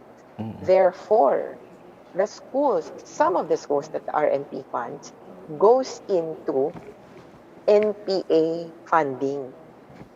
Ganun pala ang siste. With the designation of the CPP-NPA recently, I think a month ago, tama ba? Nagkaroon din ng order from the APC. It's a resolution. Yeah, noong December. Nagkaroon ng resolution saying that, itong CPP-NPA. Remember, that's how the freezing of assets of the RMP began. A designation of the CPP-NPA under the old law. And then 1.5 years later, they found themselves with their assets frozen. Based on the testimony or yung sinabi lang ng, meron yung witness actually daw, yung kabila, yung estado, sabi nila, merong witness na ang sabi, oo, kami, ganito namin dinadaan yung pera. And itong witness na ito ay hindi pa talaga na nako-confront nung kabila. Okay. Another aspect kasi of due process, yung nabagay natin yung ex parte proceedings, diba? Doon yung tatamaan eh. Pag ex parte, sila lang. Meaning, kung anong presente ng ebidensya, hindi mo na-contest, hindi mo nga nakita eh. Hindi ka pinapifurnish. Hindi mo na-confront yung witness against you. Cross-examination is a very important part of legal proceeding. Hindi nakukumpleto ang kahit na anong testimonya, siya direct lang. Laging, ikaw muna, and then yung kabila. Ikaw, yung kabila. Ikaw, yung kabila. Even yung chances na matanong sila. So, yung sa'yo direct, yung sa kanya cross. Redirect, recross. Parang ganon. So, yung lack of opportunity to cross-examine the witnesses at so early a point, na walang ganong opportunity ang RMP. Kaya, under the new designation and under the new law, I think it will just be a matter of time before they do the same things again. Claim that these persons, these groups are members of or fronts of the Communist Party and the NPA, and then ma-freeze yung assets nila. At dito papasok yung propaganda. Nabanggit ko kanina, di ba, na propaganda, sa propaganda mo pala matutunugan yung theory ng kabila. Yung propaganda nga dun sa LUMAD schools, that LUMAD schools are NPA school. Sabi ko, ang daling i-debunk, di ba? Di mag-ano tayo, mag-observe tayo ng LUMAD school. Mag-interview ng estudyante. Pero it turns out, all the propaganda they do could be leading to something. It's very malicious. Kinukondisyon na nila ang tao na yun ang paniniwala, tapos sa kanila ihahabol or i-substantiate sa korte. I am confident na eventually maano natin itong mapapanalo yung kaso ng RMP. Pero imagine the lost opportunities for RMP sa mga project niya. Ang dami niyang ongoing projects that are on hold. The trouble and the lost sleep ng mga madre at ng mga individuals. By the way, sleepless nights is basis for damages. Kaya yon, abangan niyo na lang siguro kung sino sa atin, sino sa inyo, sino sa mga kakilala nyo ang susunod na mabibiktima. I-track na lang siguro din natin yung mga propaganda. Kasi ako, yung propaganda na ikaw front ka ng ng CPP-NPA, akala nyo pang Facebook lang yan? Naku, baka mauwi po tayo sa korte dyan. Finally, Attorney Chrissy, kasi sabi ng sa mga arguments ng Office of the Solicitor General ay kailangan ay meron daong actual cases. In the event na in the course of the oral arguments may report o may maitala na mga paglabag, no? Can this be used during the entire proceedings? Yes. The minute na magkaroon ng no prosecution under the Anti-Terrorism Act, we highly recommend that you go to the Supreme Court and report it na ako po, nakasuhan na ako or ano. You can be an intervenor, parang papasok, or in the cases of those who are already petitioners, sobrang dami siguro niyan, kung may isa dyan na kinasuhan, and then biglang may change in status, kumbaga, you just have to manifest it before the court. But then ito yung isang main argument din namin. Let's not lose sight of the fact that the major basis, kumbaga, hindi lang natin sinasabi na kailangan ng kaso or direct injury at this point. Kasi jurisprudence also says that credible threat, real and credible threat of prosecution can be basis of a facial attack. Dito na yung sinasabi lagi, di ba? Yung facial attack, facial attack, facial attack. Yun yung alternate. Kung wala kang kaso or wala kang direct injury, facial attack ang natin, parang pangsalo. Kasi with a facial attack, ang facial attack, it goes into cases na speech and expression yung tatamaan. Pwede mong atakihin. Kanina parang tinatanong si Attorney Mary Colmenares and also Dean Cheldok, kung ano yung impact ng speech And they have defended and they have shown that speech will be affected. Napansin nyo, parang dinidistinguish kasi yung act, yung speech and act, speech and conduct. Tapos, even si Dean Jok, parang sinasabi niya na, you can make or pwede kang magsabi ng sobrang violent na speech. Sabihin mo na, pamatay ka na, gano'n, di ba? But it will be protected speech. Yeah. No? In certain instances, because there is no act, because there is no conduct. So, dahil yun ang tatamaan, ganun kasagrado, di ba, ang protection sa free speech. Kaya the minute na tatamaan yun, the minute na tumahimik ka, tinanong, di ba, si Attorney Molo, si Prof. Molo tungkol sa, bakit tumahimik na ba si Carpio? Tumahimik na ba si ano? Yun na yung parang tanong nila The facial attack kasi, it is so, kumbaga, papasok na yung sa chilling, it is so nakakatakot, it is so chilling to the extent na meron akong binago sa speech ko or napigilan ako. Kaya, di ba, napansin niyo yung tanong kanina, tumahimik na ba? Has Justice Carpio stopped speaking about ano? Has ganito stopped speaking about ano? Are they afraid? I think we really all need to show na what is the extent of yung chilling effect. I think media will be in a position to talk about it, especially with the red tagging of one of your colleagues from Inquirer who wrote about the oral argument, di ba? Biglang ni-red tag na siya. If the next time she chooses not to write on it, that's the chilling effect. Kaya ganun yung characterization talaga ng facial attack, facial talent, and what it means for everybody else. Sa totoo, ito yung lagi kong example. Na-encounter nyo ba or kayo ba mismo naisip na magbura ng Facebook or ng Nako. post or mag-screen ng mga sinishare. Naku, wag yan kasi anti-government. The minute you said that or the minute you thought that or did that, that's already the chilling effect in action. You self-regulated, you restrained yourself from speaking about something na gusto mo, pero dahil natatakot kang balikan ka. Huling O hirit, matawag Attorney na Chrissy. terorista. Huling hirit ito. Ano ang aabangan natin at anong dapat bantayan natin sa susunod na round ng oral arguments next week? Bukod dito sa development sa mga AITA, malay mo, biglang may, I would suppose yung NUPL, by that time, meron na silang manifestation or sagot tungkol dito sa agawan ng kliyente, sa totoo lang, no? Yeah. Yun yung isang aabangan natin para, I think everybody is fixated with the case.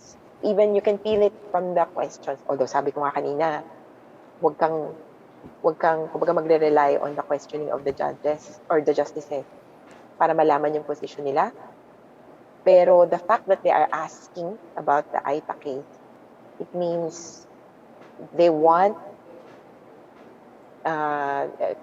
clarity. They want us to relate to that. I think it would be safe din kasi on their part if they rule on the Anti-Terrorism Act based on an actual case or controversy. Yun yung pinaka-safe for the Supreme Court. In any case, as to the questions, sa totoo lang, I think we have no justices on the bench. Before, during the time of Justice Sereno, and actually even before she became Chief Justice, there was a group of personalities, kumbaga, or justices, na called the dissenters, the great dissenters. And among them were Carpio, Leonen, tapos na si Leonen. So I don't know about the others if we can expect na parang yung methodical manner kung paano i-elicit yung mga ideas. Baka ako, sa kanila ako, nagre-rely. But there's still Justice Perlas Bernabe. Hindi pa yata siya nagtatanong, ano? So, yan. So, yung abangan pa natin ay more exercises in logic and yun nga yung argumentation. I think everybody should benefit by tuning in para mag-get natin paano yung devil's advocate. Sa panahon na ang bigat or kaya ang gulo ng kausap natin sa gobyerno, di ba? Ang kausap naman natin sa executive, si Roque, si Panelo, si Duterte. Medyo magulo na silang mga kausap, nakakabor ng kasi parang walang pumapasok na feedback from the people. Laging gusto nila kung ano lang yung nila, narrative. I think it better to also tune into these kinds of cerebral exercises. Diba? Nakaka-excite. Tama ka dyan. Maraming salamat, Attorney Chrissy Conti, sa iyong pagbabahagi ng iyong kaalaman tungkol dito sa nangyayaring proceedings. Mabuhay ka, Attorney Chrissy. Maraming salamat at see you sa susunod na conversation. Magandang gabi. Nais rin nating pasalamatan ang lahat ng ating mga naging panauhin ngayong hapong ito. Kanina nakasama po natin si Attorney Cathy Panguban ng National Union of People's Lawyers.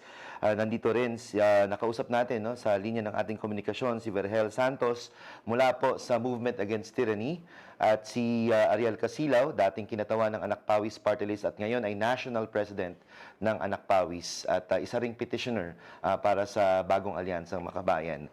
At dito po muna natin pansamantalang puputulin ang ating programa. Binabati rin natin ang ating partner na si Ma'am Inday. Next week, hopefully, we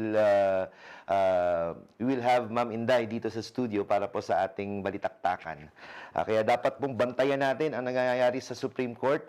Kailangan maging bahagi tayo ng buong prosesong ito. Kung may mga hindi tayo naiintindihan, one Facebook chat away lang naman ang AlterMidya. Hanapin niyo po kami sa facebook.com/AlterMidya, twitter.com AlterMidya, at lahat rin ng mga AlterMidya members ng mga networks, no? Kodao, Bulatlat, bahagi po yan ng buong network ng AlterMidya.